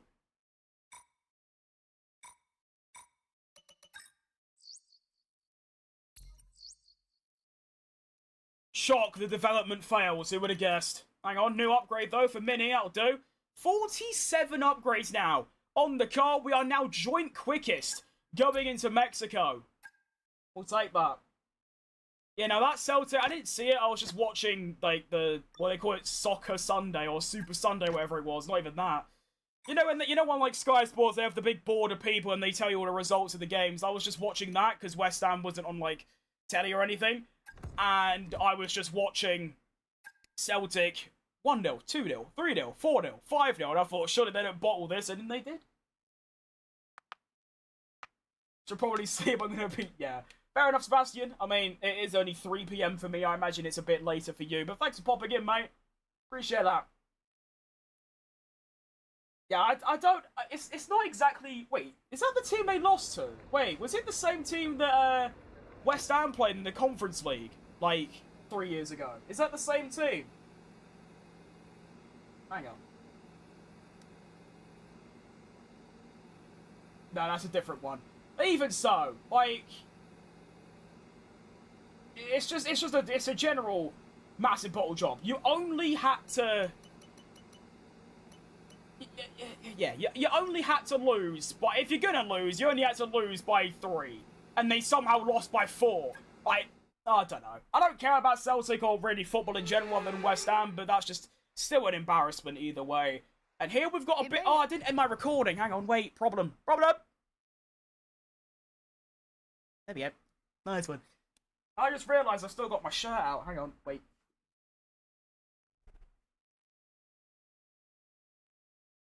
There we go. Might come back for another stream. That'll be good, mate. They told you about the new parts that have come in from the factory, right? I mean, well, I've heard of that team. There was that team, and then there was the one that West Ham played, which was like Lost Lille or some name like that. I mean, I've heard of them, but that's only because of FIFA. Because I used to play FIFA every year, I kind of have, like, elite ball knowledge. Maybe not anymore, because, like, so many players have changed team. Like, since when did Rodri play for Barcelona? Since when did Bernardo Silva play for Real Madrid? Do you know what I mean? And, like, stuff like that, it doesn't make sense to me. And, like, since when did Callum Wilson play for Brentford? He played for us 6 months ago. So there you go. Who's better, Newcastle or Sunderland? Well, I'd say right now Sunderland. But probably in general, you've got to say Newcastle, considering they played in the Champions League. And then they lost all of your players and your manager, so... Actually, didn't Sunderland... Oh, yeah, Sunderland, I mean... You can't... I mean, overall, probably Newcastle. But... Last, like, year, probably Sunderland. I mean, they got higher in the Prem last season. And now Newcastle have no players. So there we go. Alright, wet quali, which I'm really not looking forward to. It means I'm going to have to go into the race, or into quali, which is also wet, which means I'll be going into the race blind on the dries. That also means my fuel is going to be completely and utterly cocked up. So I kind of have a plan, really. I'm going to do practice 1, and then I'll do this program and qualifying pace, and then I'll quick practice in practice 2, and then I'll go into practice 3 and do race strategy so that I actually have an accurate feel for the race. Sounds complicated, but we'll just, you know, do as it... Just go on as it does. Alright, here we go then. Bit of wetness in Mendon. Let's have it. I don't even... Wait, Bam? You've got that? No, I'm thinking of Jonathan Bamber. Since when did you sign Whistle? Oh, I don't know. That's what I mean. Like, a few years ago, football, I'd know, like, pretty much every player for every club across the globe, whereas nowadays, I ain't got a clue. Half of these players, I think, like, when did you go there? And it's just confusing. Okay, so you've got 4 players. Nice, that's not enough. I think Newcastle will be fine, but they did take a heavy loss in the window. I think. I don't know. I do know that Tottenham spent about £46 billion and then got thrashed by Brentford, and now they're like last, so that's always fun.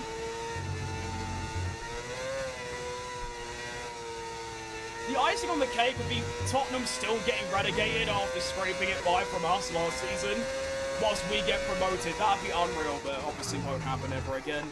That was our chance, really, to do one of the most historic relegations in football history, to get rid of Tottenham, and then we just bottled it in the last few games. Like, it was so egregious.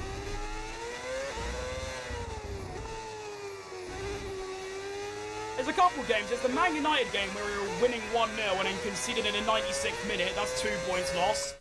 There was the Chelsea game. We were winning 2-0, lost it 3-2. So that's another 3 points. That's 5 points just there. Had some terrible games against Crystal Palace and I think Fulham. So that's another potential 6. So there you go. Long day.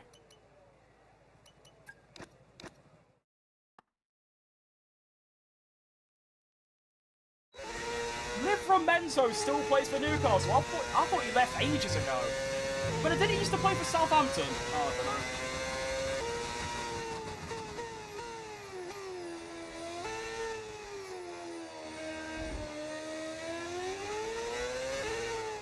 Ah, yes, the Pope.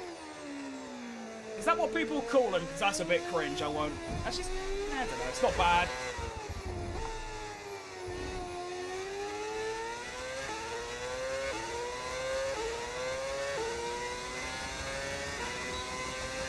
Pope with no hope.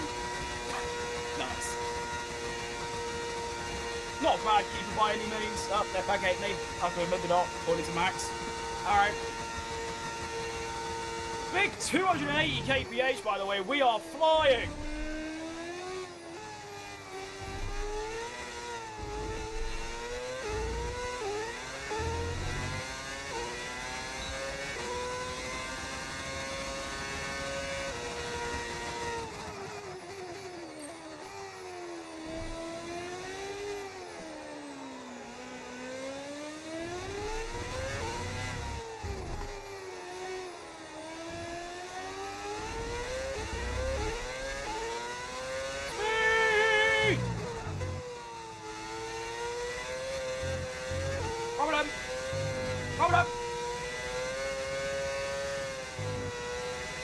Problem! That'll do. Liverpool going to sell this season, well, they already have, nearly. Did they win against? It was like, what? Bright? No, not Bright. I don't know. I haven't even looked at the Premier League. I don't even know. Like I said, my interest in football is mainly revolved around West Ham. As long as if it doesn't involve them, I don't know or don't care, to be honest. Whoa! Alright, that's that done. Complete and a job well done. Oh yes, we got some Newcastle excellent 2-2. data That's with that the run. one. So come on back to the garage and I can take you through Alright, the so the plan is I am going to retire from this session. Conditions. Yes, thank you. Colapinto second.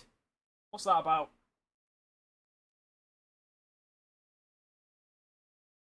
I didn't see that penalty, but if it's in the Premier League, it's probably a bit wet, as they usually are. Alright, then I'm gonna quick practice this. Yes. Let me cook now. Difficulty should be 110 if I'm not mistaken. Indeed, good stuff.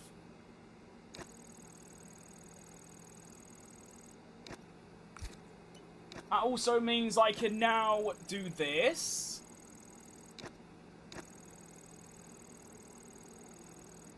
Get some of the objectives done. And then I'm gonna leave. And then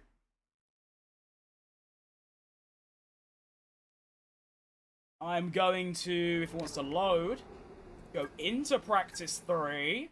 We're cooking now. Now we do race strategy on the oh, I've only got a soft. Ah, it doesn't matter, really.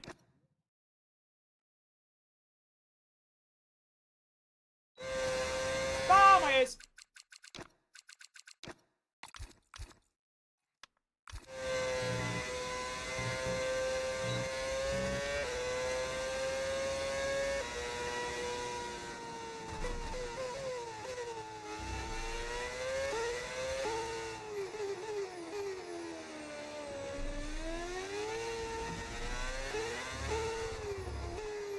Well, the softs are going to be dead, but we're only here for the fuel, to be fair, so let's go.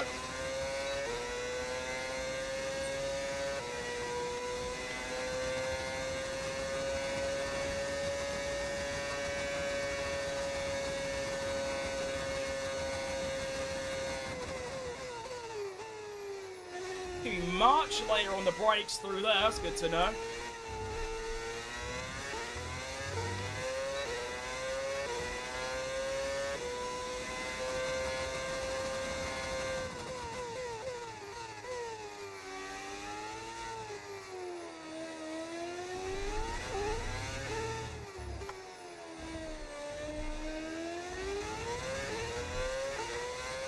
I just love how much the soft side gets worn around it, just in general.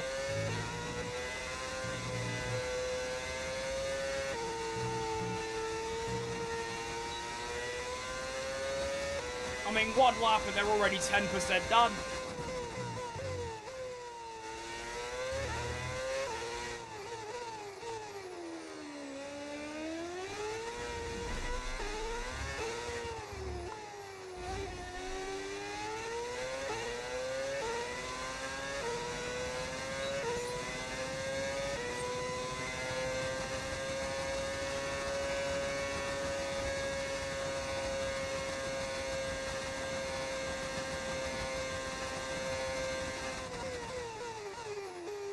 Still brake way later than that. Oh my goodness. Unexpected moments.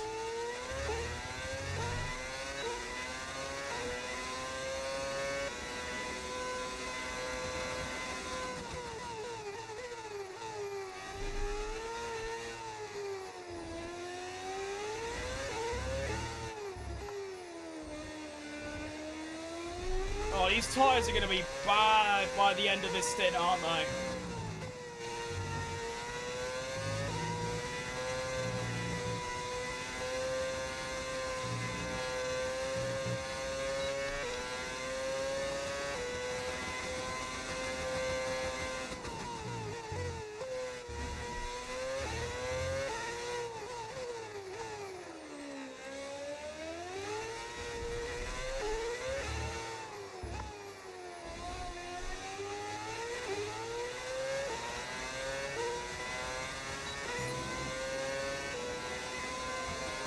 At least it's consistent.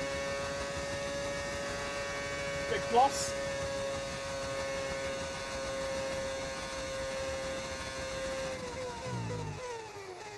That's better.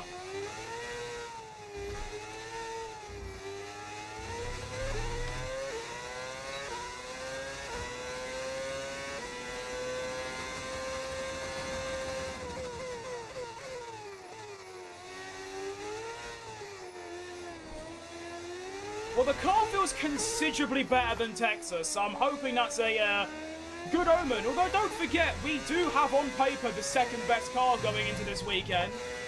So, I'm hoping that is going to lead us to some good results.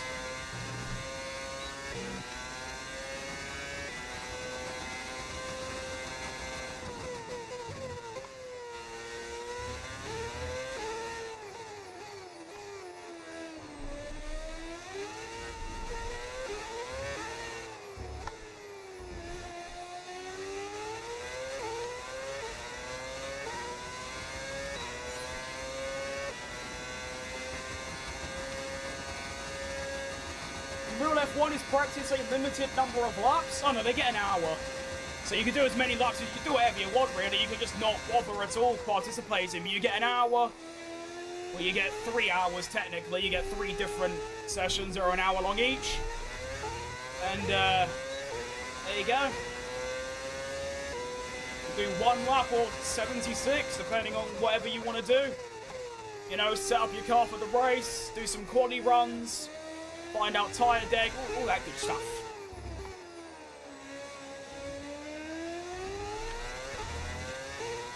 Although on a sprint weekend, you only get 1 hour, and then you go straight into quali, which is a bit strict if you ask me.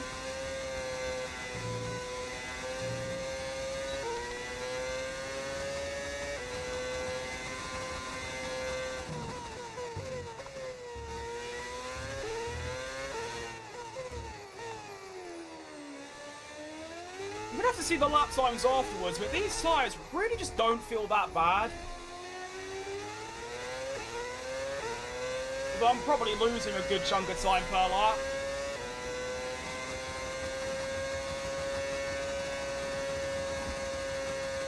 Why does the game do this layout? What do you mean? It's the same thing. I get 3 hours. Oh no, what I'm doing now, what I'm doing now, this is just a program.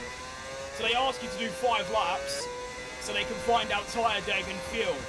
But I can still do a laps after this and before this. It's just a one-off program. You see, like in the top right, if you can, I don't even know if you can see it, but you can see underneath my delta, there's 51 minutes left. That's how long there actually is.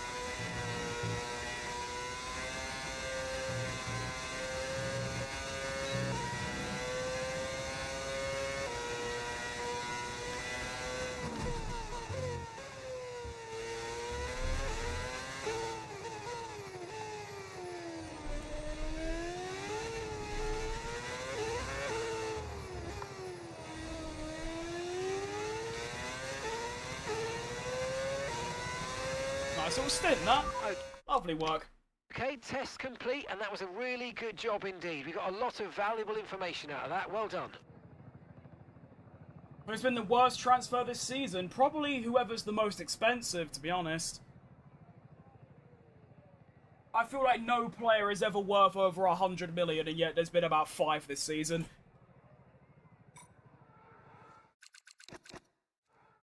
And that's it. Practice is officially over. Why am I Until so next time, slow? goodbye. Why am I 16th? Rodgers to Chelsea or the other one, is it Elliot Anderson to Man City? Either of those, probably. Just purely because no one should ever cost that much money unless you're a Messi, a Ronaldo, a Neymar, a Hazard, Bale, Robben, that kind of player. Not just some random midfielder who played for, like, Crystal Palace or whoever it was.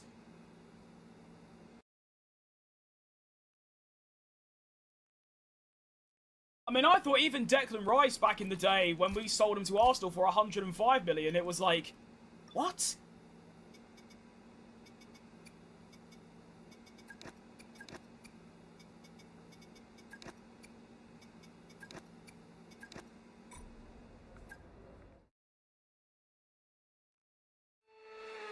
Villa, see, I don't even know who they play for. Alright, welcome to qualifying for round number 12. Now, apparently it was supposed to rain, but that isn't going to happen until Q3, so that'll do me. Actually, that's ideal. That's what we want. We want it to be dry. That is exactly what we need right now. You alright, Nicola? I'm doing alright, yeah? Or Nicholas? Alright. Hope you're doing good yourself, mate. Come on. There we go.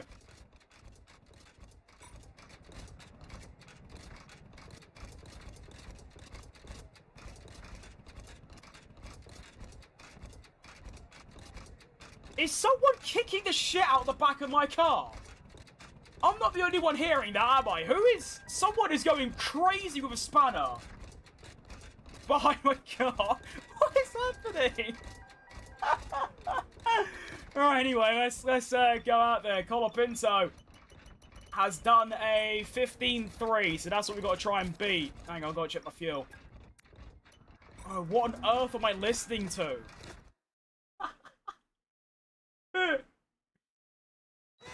What's going on back there? I'm supposed to use practice to make changes and improve to the car? Yes, exactly. And also just get into a rhythm, you know, get up to speed, get nice and consistent. Max Orlando, well, Orlando is a, like, I prefer him as, like, a personality-wise, but a driver, Max all day, of course. Alright, here we go then. My first lap of Q1, 15.3 is the lap time we are trying to beat. That's what Franco Colapinto said. So let's see how we get on. Midnight in Australia. Fair enough. It's cool getting those Australian viewers. Making it to turn 1, it's still early. How can I brake? I still don't get I could brake so early through there, but or late rather, but sod it, we move. West Ham Lingard was something special, let me tell you. Sector 1, I'm only going to be 200ths up on Strong, which is less than ideal.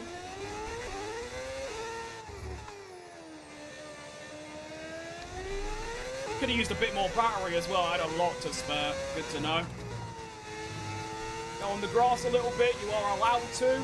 The tyres don't really get done by it, which I think is a bit dumb, but that's how the game works, and I shall take advantage of the game's shortcomings. Full battery dump. I'm now going to be 2 tenths up on Stroll. It's still just not very good, though. I'm going to be a monster Sector 3. Through the stadium. Get that bollard. And my face. Final corner's terrible. It's not a very good lap. Can we beat the 15.3 though? It is going to be a 15.5. So it's actually terrible. It's a big problem. Okay. And I'm 18th. So I'm going to have to do a another lap. Absolutely. That's terrible. Terrible, terrible, terrible, terrible. Alright, what is going on behind me? Okay, anyway. I need a... Actually, to beat Colapinto. It's simple as... I'm going to use a lot more battery this time around, I feel. I feel like that's a good idea. Like, a lot more. I hate that noise. I don't know what it is. I've not really heard that before. It was quite scary.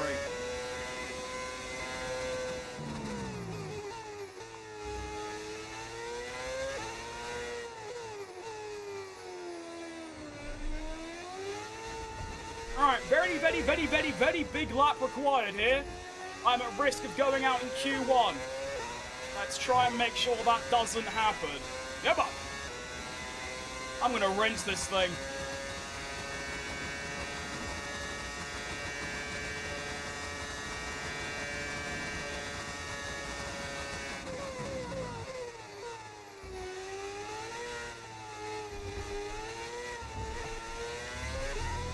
Beautiful.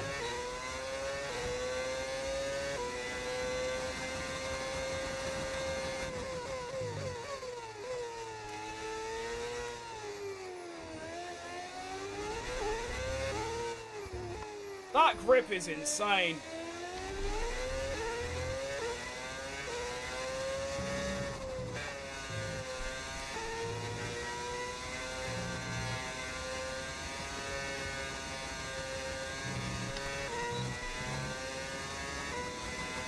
Come on. Hey, ignore that, thank you. Problem.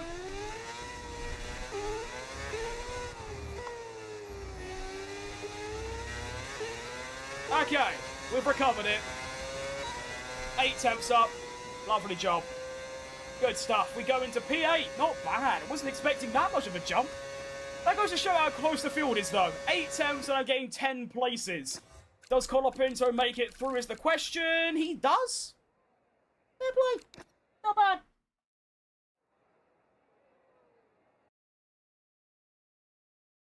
Has beef with the keyboard. Yeah, I don't know what that is. Oh, he's still going.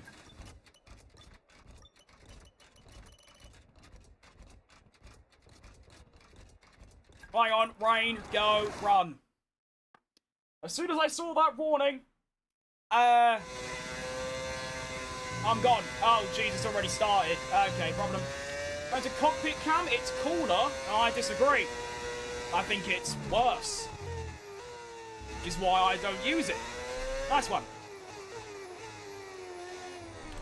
Alright, this is going to be my one and only run to put a good lap together before the rain falls. Let's go.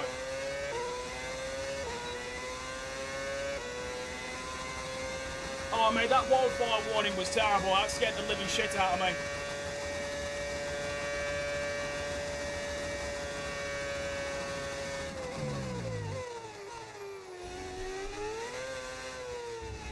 Problem. Oh, dearie me, that's not a good start to the lap.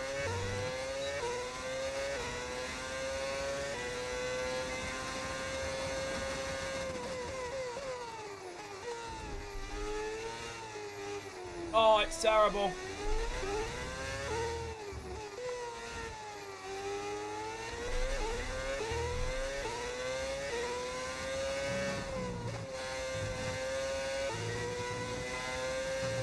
Rain is falling. Raindrops keep falling off my head. Ah, it's not a good lap at all. I'm going to be 2 temps up on Bottas though, which is nice, I guess.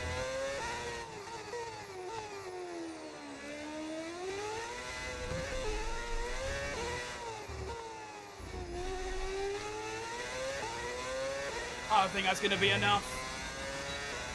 Go P12, I'm going to get out qualified by my teammate for, what, the first time ever, I believe. I don't know what I'm doing anymore. Unlucky. No, wrong one. Could not come in clutch when it mattered, which is usually the case. Pretty much every single time I need to do something, it all goes horribly wrong. So there we go. That's my qualifying done. Colapinto goes a 10th quicker. Sector 1 weren't even that bad compared to him, even though I bottled it massively. Sector 2 is where the time went, which is surprising, in all honesty, but there we go. You drop your phone and it has a crack? That's a shame. Have I seen the Logitech RS50? I have not, no. I've not seen that McLaren wheel either. So there we go, Colapinto makes it through. I believe that's his first ever Q3 appearance for the team. And he outqualifies me. So I'm just going to swiftly move on, because that is very much annoyed me. I'm getting ready to kick off.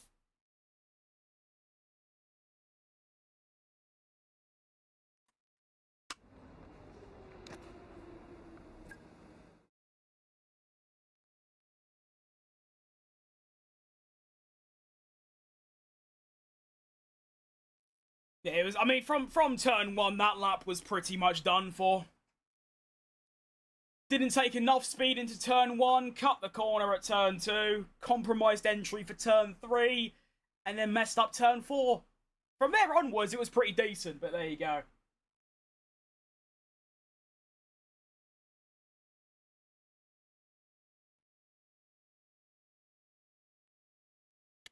Why do I take so long to load the race? In like a career mode, because if you just go into Grand Prix, it loads instantly. But whereas this, it takes about 45 minutes. Maybe it's scripting some potential events like a safety car or something, who knows? Is this the last race? It is indeed, yes. Any notifications? Yeah. Right. Mexico. Grand Prix, starting 12th, it's one of my worst qualies. I've been out-qualified by my teammate for the first time in this whole series, I'm pretty sure. One-stop strategy is probably terrible, just like in Texas, but also just like Texas, it's probably still just a little bit faster than the two-stop. Fuel is going to be 34.3. So we're going to be running just over 2 laps extra fuel. Sounds pretty good to me. I'm going to go a bit lower on the downforce, methinks, and then I believe we will just leave it at that. Let us begin. You know, I only do 2 races. I mean, there's 3 reasons. All of them are good enough by themselves. 1, if I do any more than that, I'll get burnt out really quickly. 2, I get in a lot of pain in my legs, arse, back, and hands. 3, I do have a job outside of this that I kind of have to dedicate about 6 hours to every day. So there we go. But to be fair, so even if I wanted to like keep streaming, I can't. Because like I said, it's just, there was one time I did 2 full races in one stream. I didn't stream for a month after that because I got so burnt out. I remember I ended stream and then just got straight in bed and then just passed out because I was so exhausted from about, what was it, near enough 5 hours. There was actually a stream recently where I only did 2 races. I believe it was my Monaco stream when I did Monaco and Catalunya. And that was like 4.5 hours or something. That was ridiculous.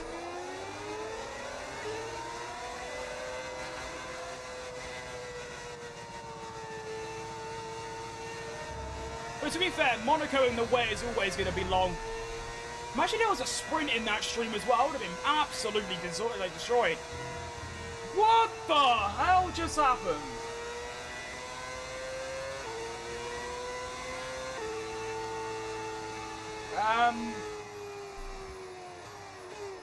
Okay, I don't know what just happened, but my whole chat just spontaneously combusted, and the last, like, 100 chats just got deleted from, like, specific users. I don't know what that was about. Okay, that was a bit scary.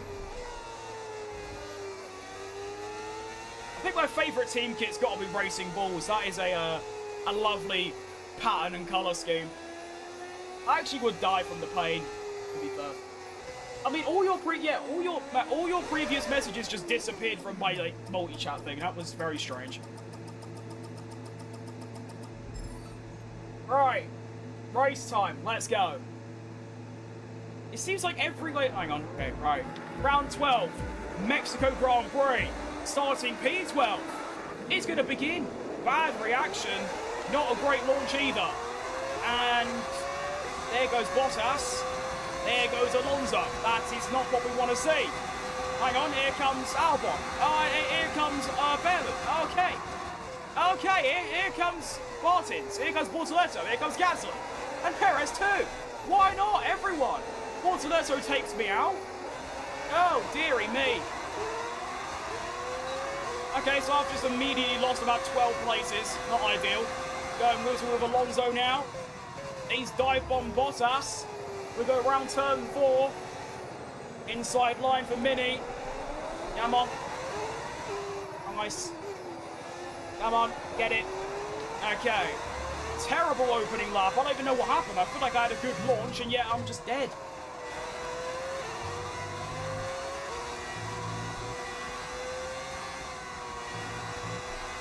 Yeah, it's like every chat from the entire stream that was not on YouTube landscape, it was on like Instagram, TikTok, Twitch, Kick and everything, just disappeared.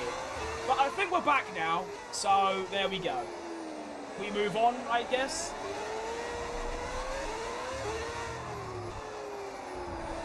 Alright, opening lap completed, and I've dropped down a place. Which compared to where I started, when I dropped down like 5 places, it's not too bad. Hi, Stephen, Stefan, either or.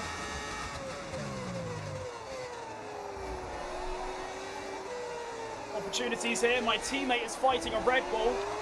There's also Hulkenberg and Bottas. Come on. I'm dive bombing Bottas here. He's going to get blocked by the car ahead. Come on. Great dive bomb. Teammate blocking me though. Come on, Franco. Get a move on, lad. Maybe around the outside of Hulkenberg, potential chances.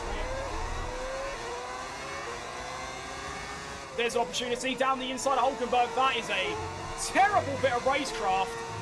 Max Verstappen special. Just annihilate your opponent. Force them to move out of the way. We'll take it. I guess up to P11.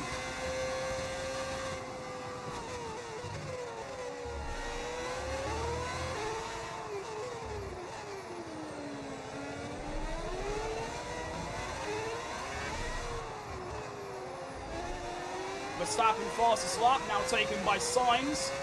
That's not ideal, we need Sainz to do terrible. And Lawson.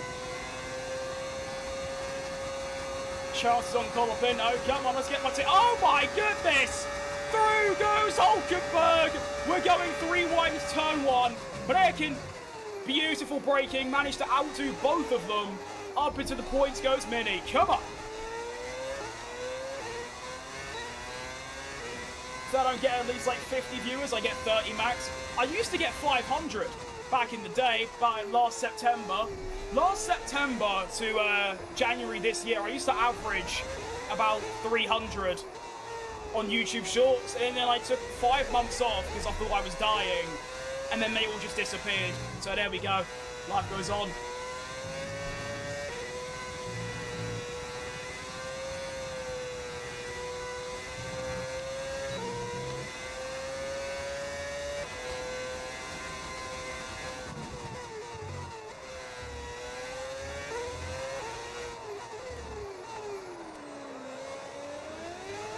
Yeah, well, the pace seems decent. My driving doesn't. So if I can get that sorted, we should be looking pretty good. Oh, I've lost the blue. Really? Wait, Lawson only P8? That's nice. Colapinto in the top. Oh, wait, he was behind me. I guess now it's Hulkenberg. Fine.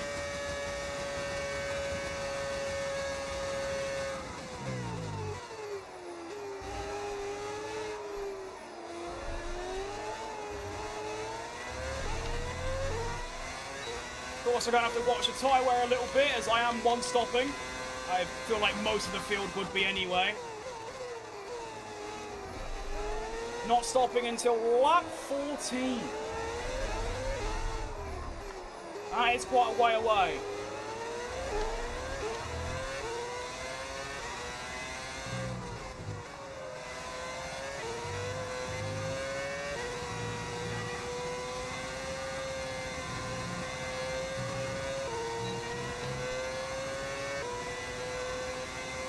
If I survive the next lap, I'm going to get a shout out. To be fair, everyone can see your name. Shout out Max anyway. Blood has been committed to the streams for a while. Fair play. That's the sad reality, really, is that there are so many thousands of people that come in this chat for like once or twice. They might subscribe, and then they're never to be seen again. It's a very, very, very little number of people, like you lot, that actually like come back even once or twice.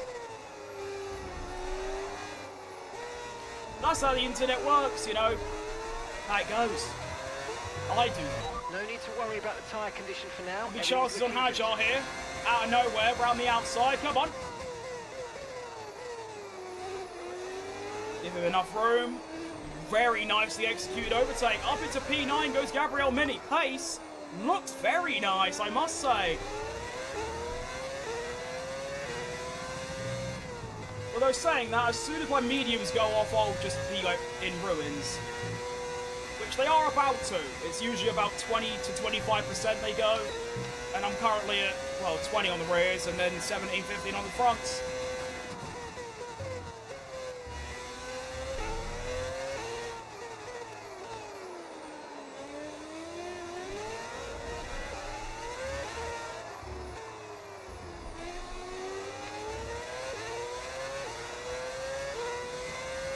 Do you know what habit I've really got to break? Is that when I go around corners like that, I don't look at my car, I look at my gear, like revs. I should probably look at my car so I don't spin.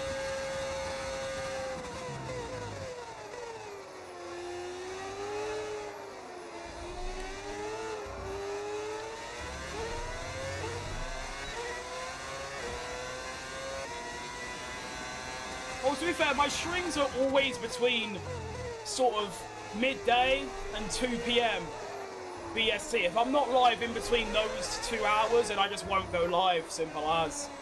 But obviously every day it changes because, you know, sometimes I just don't wake up until 5 PM.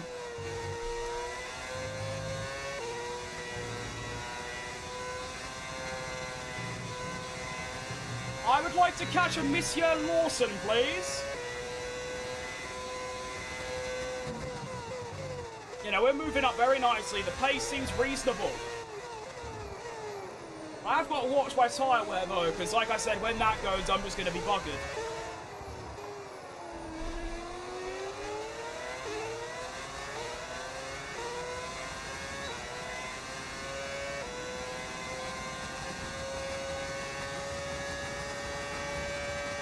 Oh, geez. Howjar's going to go for it here, isn't he? Maybe. No. Held him off. Nice. Did I just see the fastest... Okay, the fastest lap holder is only P6 right now. It should be Chili Con Carne, and it is. Both Porsches only 2 places ahead of me now. That is massive. Of course, we are fighting them directly in the Constructors, and they are our main rival. Of course, in Season 1, we were known as Porsche, and then they abandoned us to go to Williams.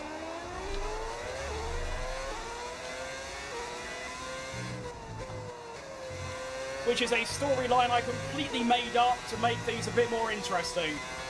What actually happened is that I wanted my own team rather than just using an actual manufacturer, so I just made a mod for myself, and then I also found a mod that replaces Williams and Porsche, so I just did that. There you go, job done.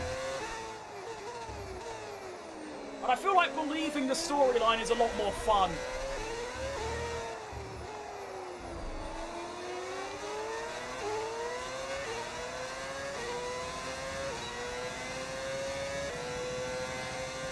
Andy Carroll for Liverpool, what a player he was. Good old Andy, always breaking his leg for West Ham.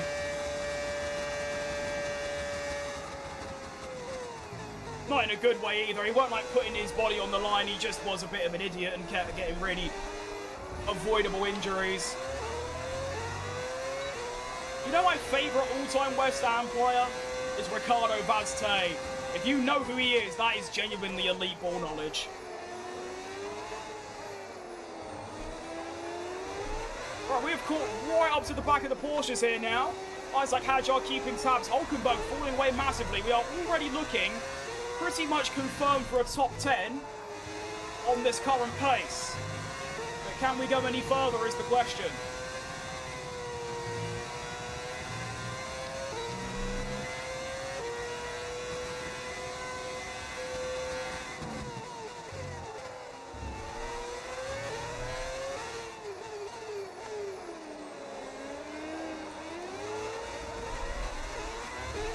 Keep in mind, I've still got, what, 7 more laps left? And hang on, that's a pit stop for Lawson.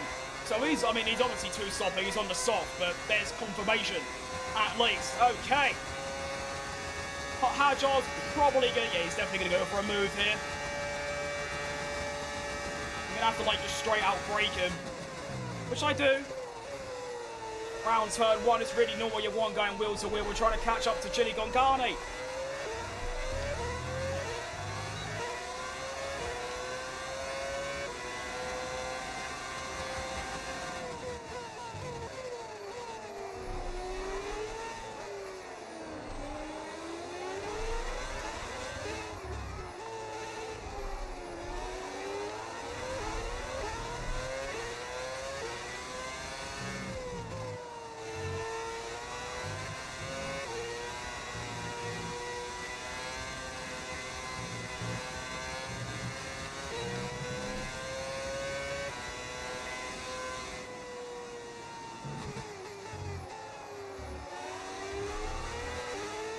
Alright, we're back within a second to Chili Con Carne, which is lovely.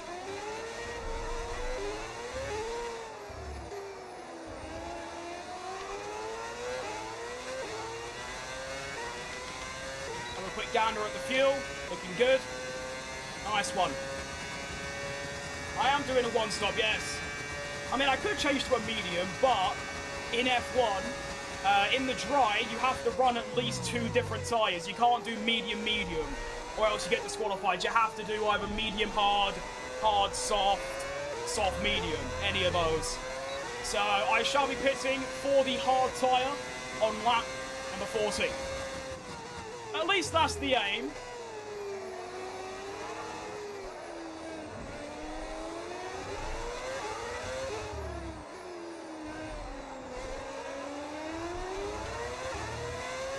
But yeah, we are right with the front at the minute. I mean, I'm currently P8. There's 7, 6, 5, and maybe 4 all in close proximity to each other. Oh, ignore that. With Max Verstappen just leading by about 8 seconds, and then there's a Ferrari, and then the rest of us are all quite close together.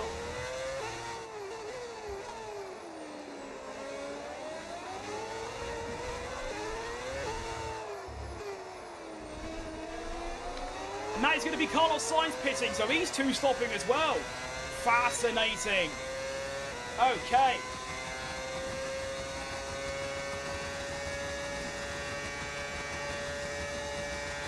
What sim racing equipment do I use? I use the Motor R5 base with a KS wheel. I have the CRP2 pedals, I think they're called. I don't remember the exact name of them. And I've got a GT Omega Apex, something like that, frame stand thing.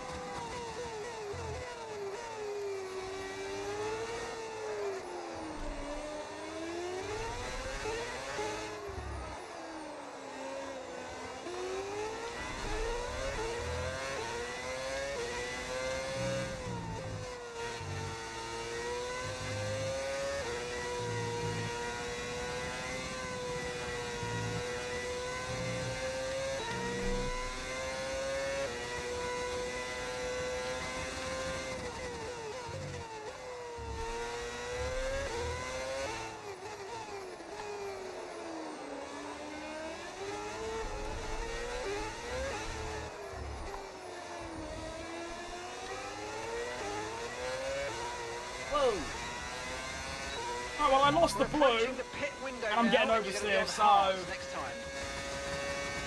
Actually, to be fair, Hajar's miles back with Will.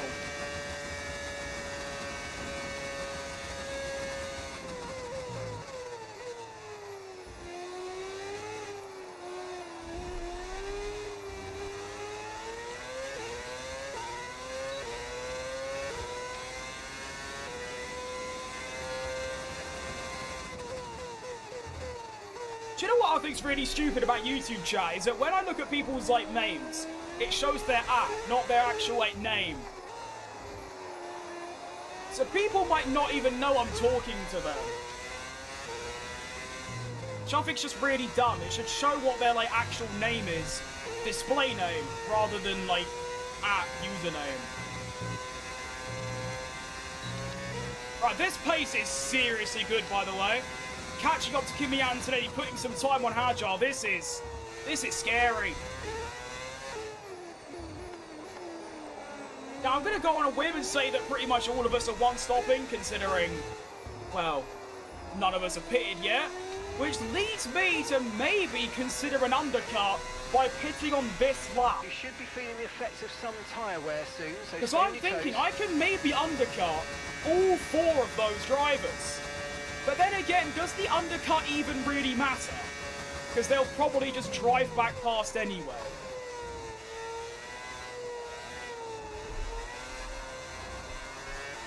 You know, we'll go for the undercuts on it. Okay, we can take you this lap. Oh my goodness, look at the scrap going up here.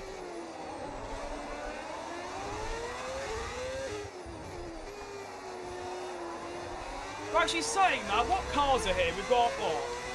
They're all different. Of course they are. That means they can all pit. Yeah, I'm definitely undercutting.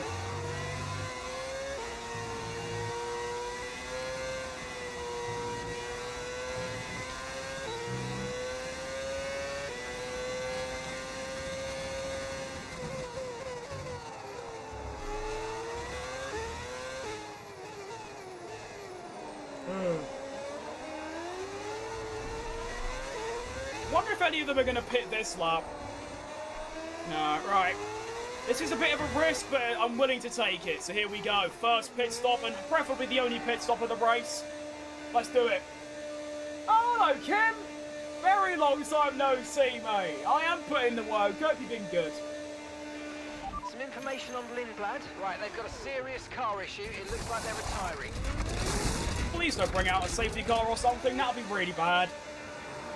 But I should be in some clear air as well if I can just get ahead these tyres now and finish the race on this compound. That guy. Yes, that is beautiful.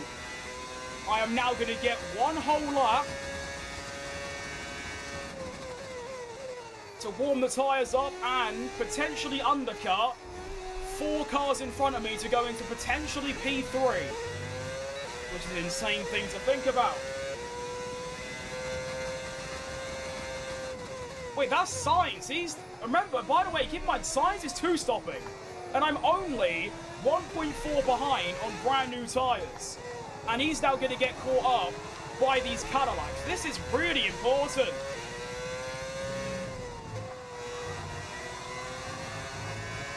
It's not doing me any favours now, but still, this is good. Someone's come off ahead of you. There's a yellow flag ahead. Oh my goodness, yellow flag, we can't overtake. Hang on, this is a bit risky. Doing it. Double toilet trouble. Oh yeah, look at that. 2 in 1 corner. Sainz and Albon, 2 top cars, and now it's just the Lotus of Ocon in my way. I don't know why I thought it was a Cadillac. Oh my goodness, you are one slow guy. Foot to the floor, we are now seeing the front runners coming. Slipstream, there is George Russell, who I've now undercut, not by much, and Norris comes out ahead of me, so I didn't even really benefit from undercutting. Actually, I did, because I did gain a place or two, but still. I'm now hoping that Ocon is going to be able to keep Russell behind and maybe buy me some time as well. I wouldn't call that naughty. I mean, Albon got out of the way, there was no contact. I mean, yeah, I was only meant to get one, but if I can see I'm going to get another, why not?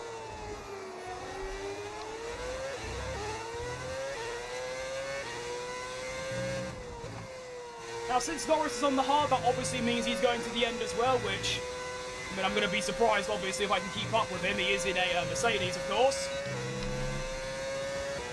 I'm mainly just, obviously, I'm looking at beating the Porsches. That's all that matters to me. If I can do that, then it's been an excellent day at the office. Just need Colapinto to start getting in the points, though, because I'm not going to be able to beat Porsche when they've got 2 in the points and I've got 1 at all given times. Okay, Franco's coming in for his stop. Right, there's Piastri and Antonelli. I'm going to come out ahead of both of them as well. Nice one, mate.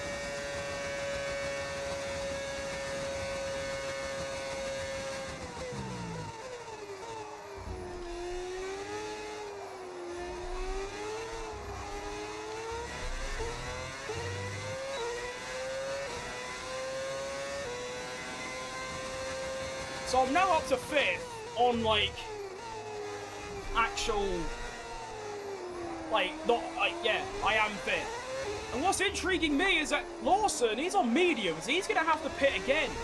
So I'm going to be up to 4th, a few positions ahead of both Porsches, which is massive.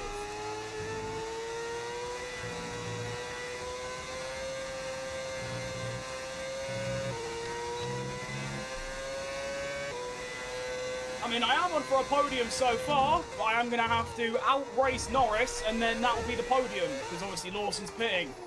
And obviously stay ahead of Russell and Oscar Piastri, of course.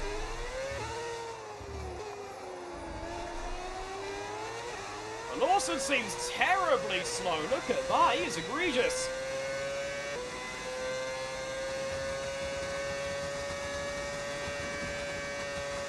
Norris going for the move now. Now, it's quite important that I get Lawson just as efficiently.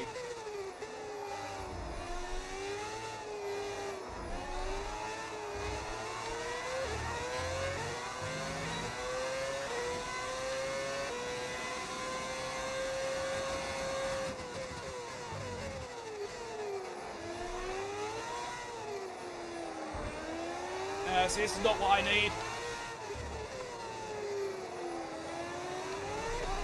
No problem. See, now Russell's just going to come back at me and Norris is going to go clear. No!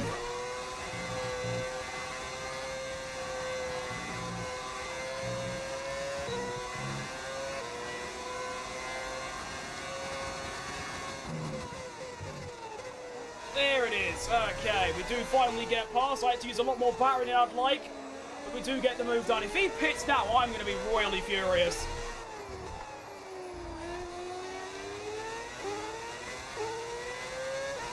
Okay, he's not staying up. Thank God.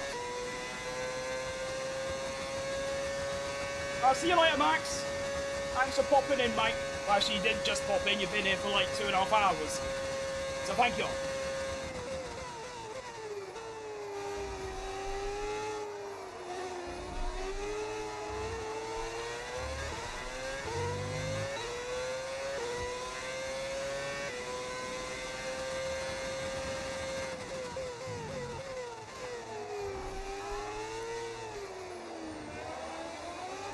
Right, Russell's now got Lawson too, so that's him out of the fight for now. Kimi Antonelli also. Where's he gone? Oh, he's pitted. I didn't even realise. Am I being dumb? I might be being dumb, I'm not sure.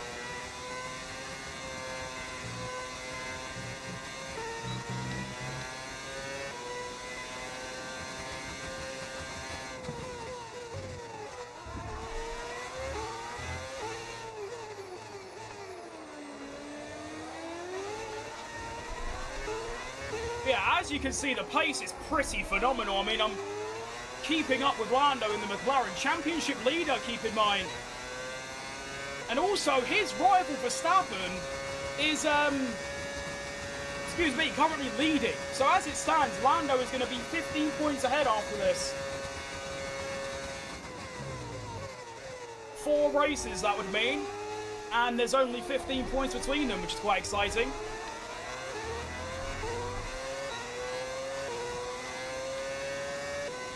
Is this modded sounds? It is indeed, yes. Everything's modded. That's why it's called the modded career mode. Welcome.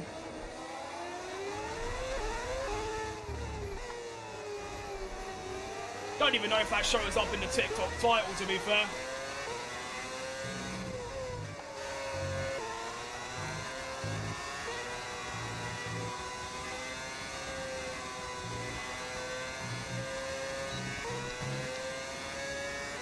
It did, yeah. It is one of those where it's too good to be true. It would actually be a bad idea, though, as like a feature for F127 for you to be able to add, like, have the option to use different engine sounds. That'd be quite a cool concept.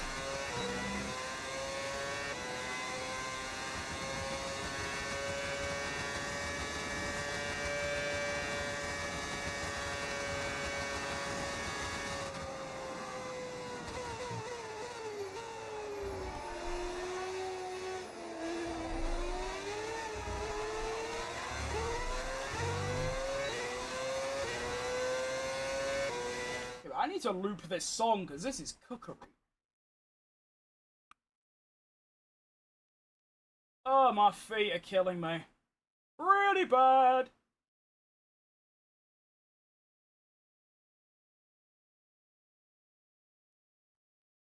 They're just doing budget cuts every F1 game? Yeah, pretty much. And their budget cut was so severe this year, they didn't even give us a new game. They just updated the current game.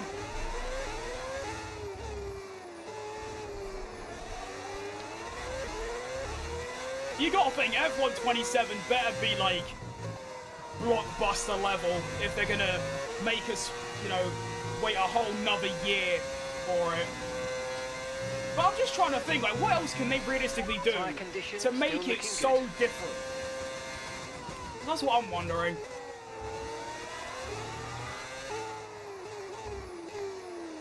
It's like, to me, apart from a few, like, quality of life features, like when there's a red flag, you actually have to drive back to the pits, or when you win, there's the national anthem, and little things like that. I can't really think of anything else they can do to make the game that groundbreaking. Maybe it's just me not being creative enough. Why is Ferrari blue? Because it looks cool. Alright, so Kimi Antonelli is showing some pretty feisty pace at this stage of the race. We do have 15 laps left to go. 16, actually, I think. All on these one set of tyres. So at this point, it's looking like a potential P5. I am confident that I can stay ahead of George Russell if I can keep that blue energy from Lando or Antonelli. So we'll see what happens. I might even try and overtake Lando next lap and just see if I have any way to defend, because obviously without the blue energy, the boost, the overtake, staying ahead of these lot is going to be nigh on impossible at this point.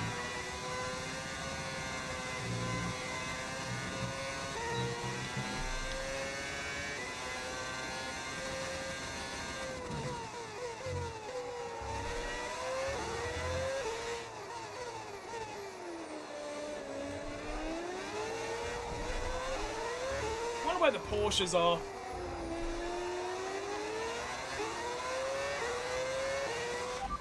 Teammate status. Okay, so we're leading our teammate by 21.2 seconds. Okay, they're on fresh hards. They're in 13th place. Chances. Lap, 1:18.3.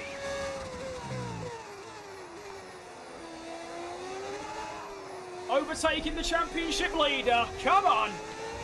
There it is. Right. I've only done that just to see if I have any chance of staying ahead of them, or is it just like, no.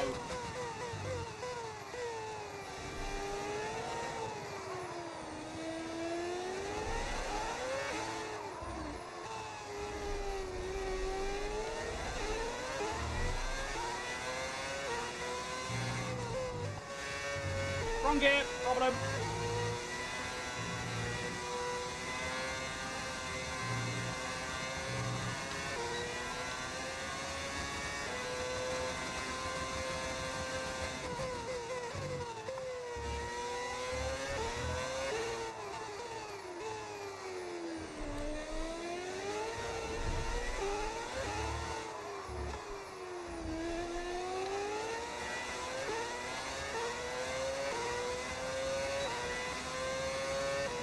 Alright, let's see.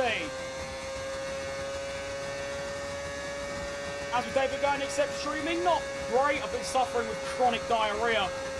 Oh dear, here comes Norris. Can I hold him off? Yeah. I don't know if I can do that every single lap, but we shall see.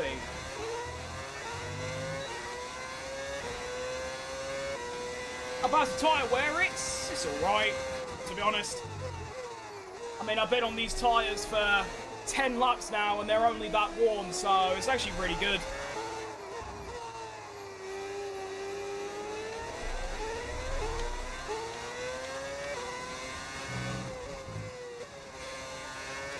Don't know why I keep downshifting to 4th there. You don't need it.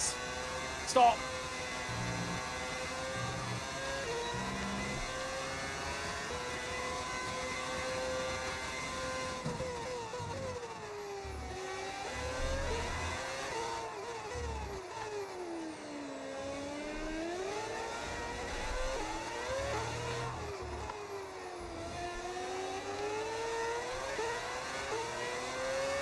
Norris a lot closer this time around. Problem. Yeah, I'm butchered. Okay, just go back past. Quick, quick, quick. Go, go, go. I need that blue back.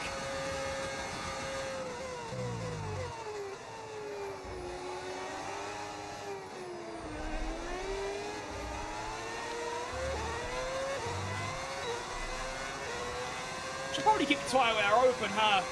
Don't exactly need any of the other things.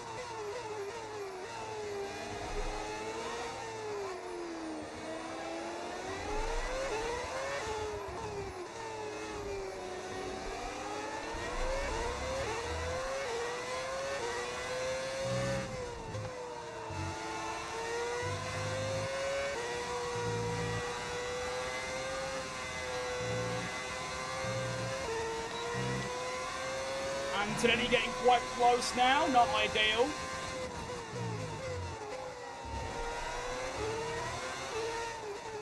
Russell's also right in the image as well.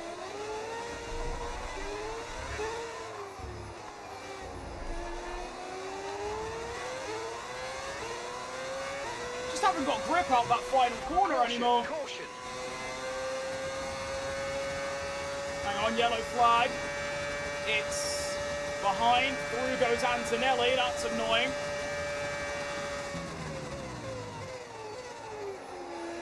Completely outbrake myself, but it has somehow worked in my favour.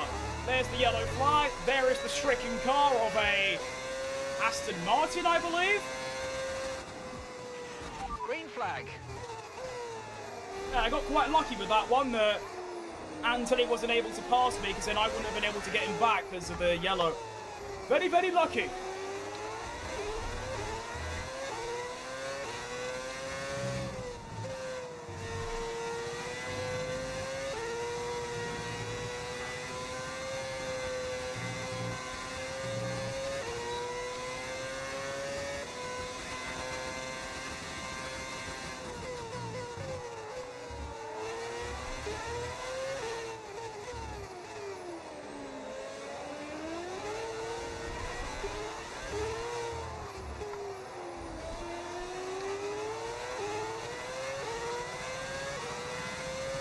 Nicer exit that time. Come on.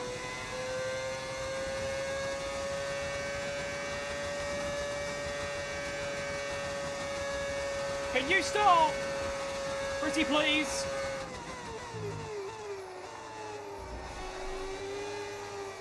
Starting to catch Leclerc a little bit now as well, or is that a lapped car? I genuinely can't tell.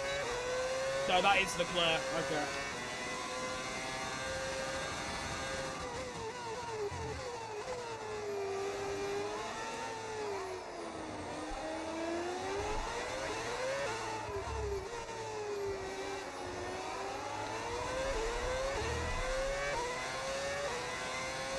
Yeah, the top cars are really all like nicely together at this point. By that I mean the Mercedes, the McLaren, the Red Bull, the Ferrari, and then just me. Jalapeno's nowhere to be seen at this current stage, as per usual. Even though he out-qualified me and qualified 10th, he is still in the race, nowhere to be seen, which is usually the case. I mean, I'm not a great qualifier, but I'm not bad in the race, as we can see. And Tonelli's probably going to get me here, which is less than ideal, but I don't really have straight line speed right now, so that's not great. And he's gone. Unlucky.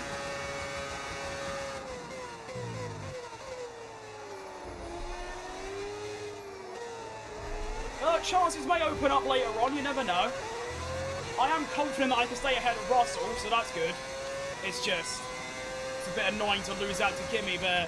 Faster car, much faster in a straight line, as we saw. I was actually looking at getting a Mercedes engine for next season, but I think I'd rather a Ferrari one, because that just has more aura.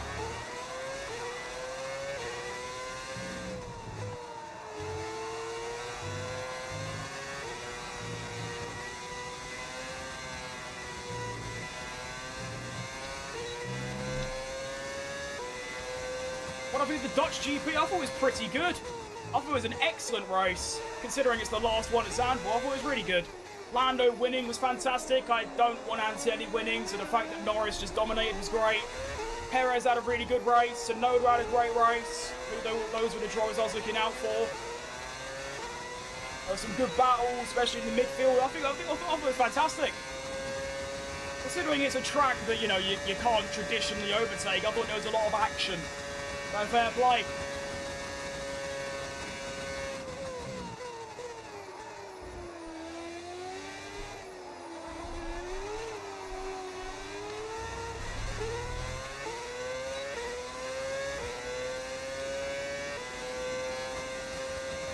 Kimi's looking for a move on his teammate now as well. Why is he so fast? Question.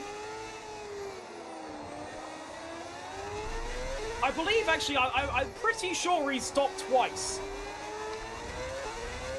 I'm 99% sure he's actually pitted twice, and he's got much fresher tyres, which makes sense why he's so quick, but then how is he already here? Okay, that's one thing I need to figure out. Why are the AI gaining so much time through that part of the track? They must be using their battery in a very strange place.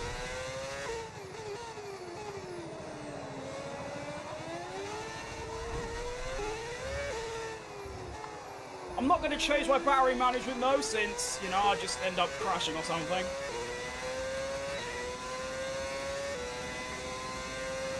The battery getting removed next season, I believe they're just making it, like, less. Right now it's 50-50 from engine to battery. I believe they're making it, like, 70-30 or something. Which is a lot better, I feel like.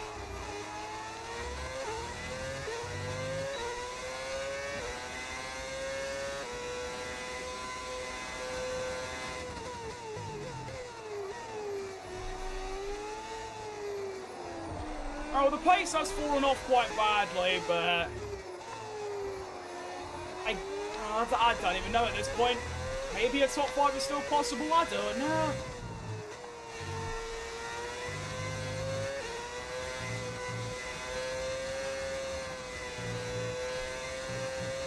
Yeah, I tried using hot lap through there and it didn't really make a difference, I don't think. I'm not too sure.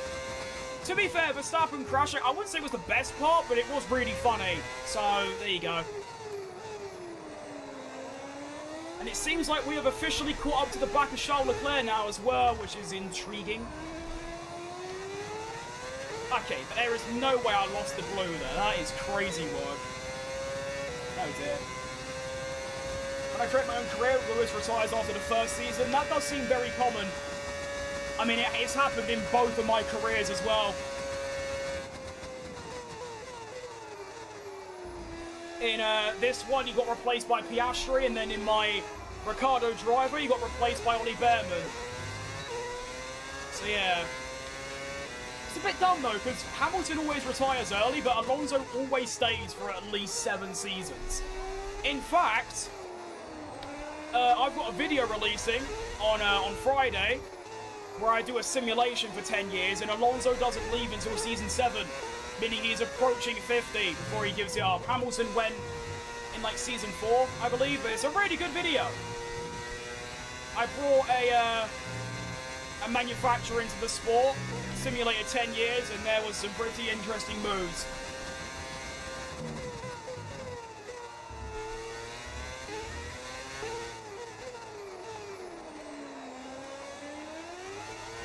Alright, so I'm not going to be able to catch up to these lot now. They've all got blue, I don't, so they're just going to keep getting further and further away. I've just got to focus on staying ahead of Russell somehow. Well, not even Russell, Piastri now. Oh, dearie me. You'll be racing out here with a broken back? Pretty much, yeah. That's a guarantee.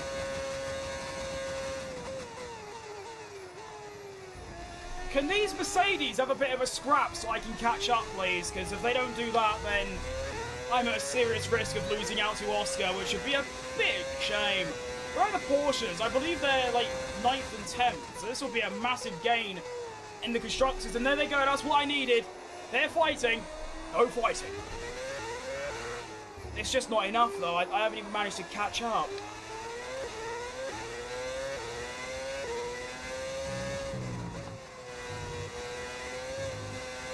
Oh, tyres are really bad. Look at that. Deary me.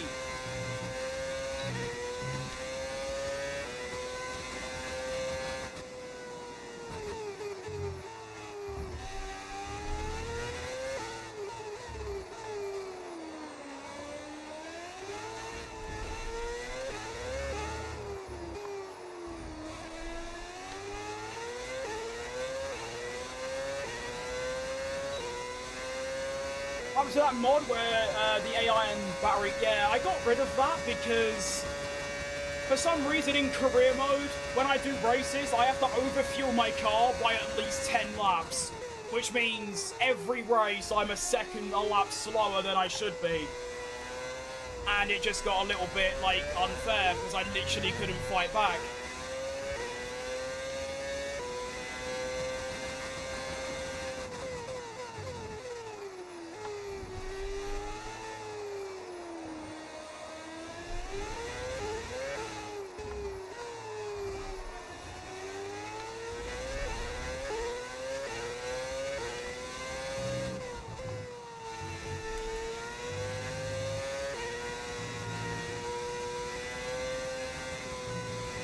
The tyres are so dead.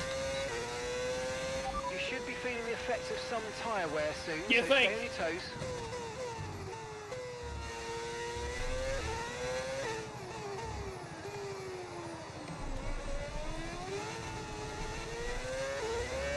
Okay, I can use 10. I can go down to 40% in Sector 2. That's good to know. 4 laps remaining. Come on.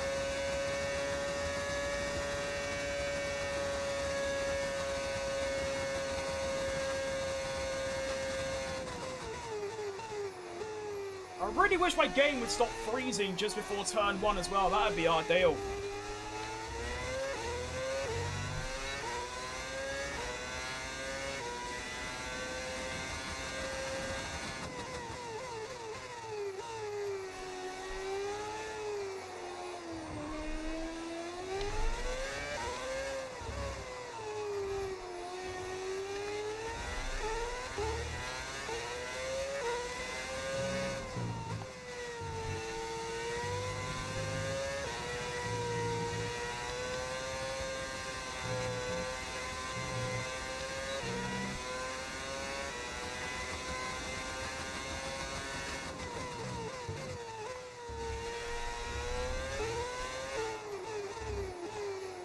even gain time from doing that. What's even the point?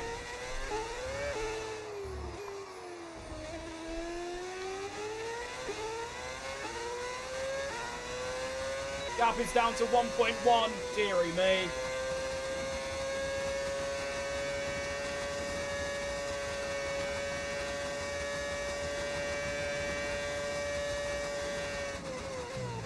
Yellow flag, hang on. Oh! Oh, Kimi Antonelli's done it again! He done it in Miami, he's done it in Mexico! Oh, that's so good! Up to P4 now, come on! Hey! Na na na na, na na na na, way! Goodbye! Excellent news.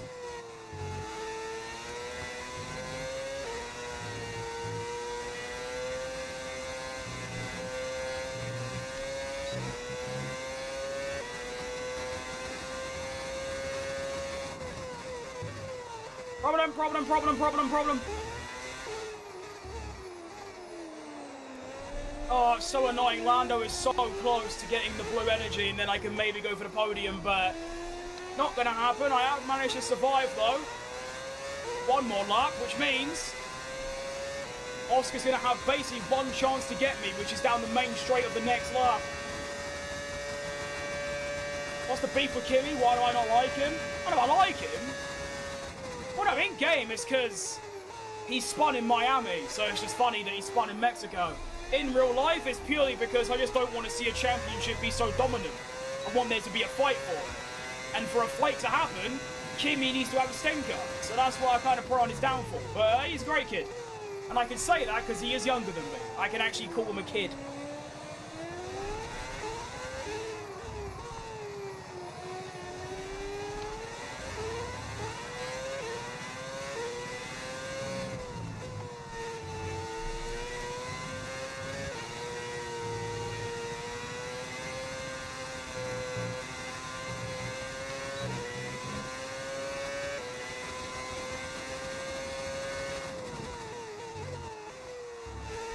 I mean, to be fair, whoever would have spun there, I would have laughed at them. Even if it was Norris. Or even Perez, my favourite, I would have still laughed at them because it's just funny. Alright, final lap of the race. Oscar Piastri is going to be right up my arse. And I've got a full battery to dump. Come on. Avoid the slipstream. I think I'd rather the outside line in this situation. Come on. Come on. Yep, he can't go for it there. Alright, that's one defended. There is one more to go, which is here, and I've had a pretty bad entry. Good exit. This is Oscar's last chance to get me, and he's going to go for it. Round the outside. Squeeze, squeeze, and we're good. Okay, now, don't crash, and we should have this. And what a great result it would be. Not only just in general, but also for the constructors against Porsche, it would be ginormous.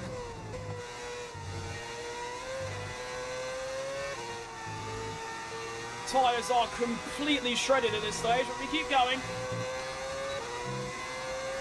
Oscar's last chance, he's not even gaining at this point. Decent. Max Verstappen wins the Grand Prix to shorten the championship lead down to 15. Leclerc finishes second, Norris finishes third, and just 3 seconds away from the podium, Gabriel Mini is going to take a P4, which I think is a lovely result. Well done, everyone. Good stuff. Okay, pick up rubber and bring it home. Good stuff. That feels good. That felt lovely. I mean, I qualified... What? Where did I qualify? 12th. 12th to 4th. Great racing. Striding out to take the acclaim of the crowd and their team below. Yes, well done, Max. You win. That is not Lando Norris. I don't know who that is. His doppelganger. Anyway, there's the results. Colapinto nearly scores points. Actually, not really. He was 12 seconds away, but not too bad. I do put 30 seconds on his head, though, which is very nearly a second a lap. It's about 9 to 8 tenths a lap advantage over him. Liam Lawson and Carlos Sainz get P9 and 10. That is massive. That means we are going to gain 9 points on Williams in the Constructors. Alex Albon, utter stinker from him today. Finishes 34 seconds behind his teammate down in 14th. We also had Antonelli, who actually recovered and still managed to finish 7th, despite that spin. He does lose a few places, though. He was battling for 4th, which I end up finishing in. So he lost, what, 3 places, finishes 7th, not bad. The standings then is going to look like this. As I said, there is now a 15-point gap between Norris and Verstappen at the top. Massive gap back to Russell in 3rd, who's back by 46. So there's still 4 races left, but you've got to say he's probably out of it. We maintain 4th ahead of Antonelli, which is quite fun. Actually, if Antonelli didn't spin, he would have gone ahead of me there. But we were ahead of him by 8, and which is pretty good. Colapinto is still going to be down in 16th behind Hulkenberg. And the Constructors, Mercedes lead by 77 over McLaren. It's quite close between McLaren and Red Bull Racing. Just 12 points split them. We now go 15 ahead of Porsche, which is massive. And we are going to be 38 behind Ferrari. I mean, hey, if they have some stinkers and I have some world-class performances, there's a chance. But great race, that. That was a great time. That is not the button I meant to click. I meant to do that one. Nice one. Well, there we go. That is going to be all from me there, then. That is the stream done. Actually, let's see if Checo will finally accept that contract. Please. I'm giving you about twice as much as what Cadillac are currently paying you. Come on! Sign for me. I need my driver lineup sorted for next season. If not, I'm going to have to go for Hulkenberg, and that's just miserable. Well, not miserable. I wouldn't mind it, but, like, I'd still rather Checo. Get a new bit of research going. Ooh, magnetic compound. I like it. All right. Quick look at the R&D. We are still 2nd. So, technically, I did actually do what the car said. Car was 2nd quickest. I finished 4th. But that's the issue, really. Red Bull, P6 in the R&D. Verstappen won. Ferrari are 4th in the R&D. They finished 2nd. And then Alfa Romeo, who are 3rd, and Audi, who are 5th, were nowhere to be seen. So, I don't get that. But anyway. Then, ooh, don't care. Do I even get to find out if he accepted? Great news. No. The development of a part I'm going to have to wait until the next stream. Or the stream after that, because I'm doing a Ricardo driver career next. But that is terrible. So, yeah, we do have Behrman already signed. Now, basically,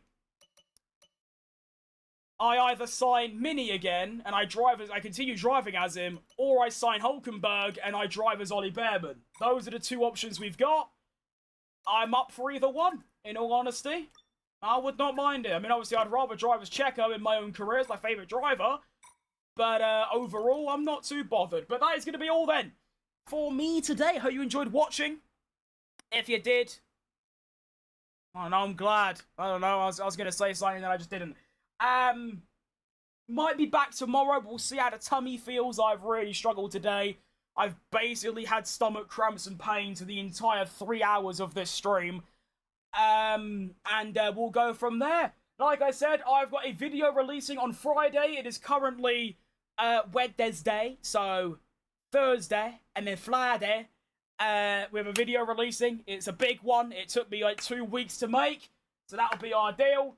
Whenever I'm next live tomorrow, whenever, will be the Daniel Ricciardo driver career, which should be Monaco and Barcelona, which is quite exciting, and we'll go from there. So, there you go. Adios, amigos. Have a good rest of your Wednesdays and weeks. See you later.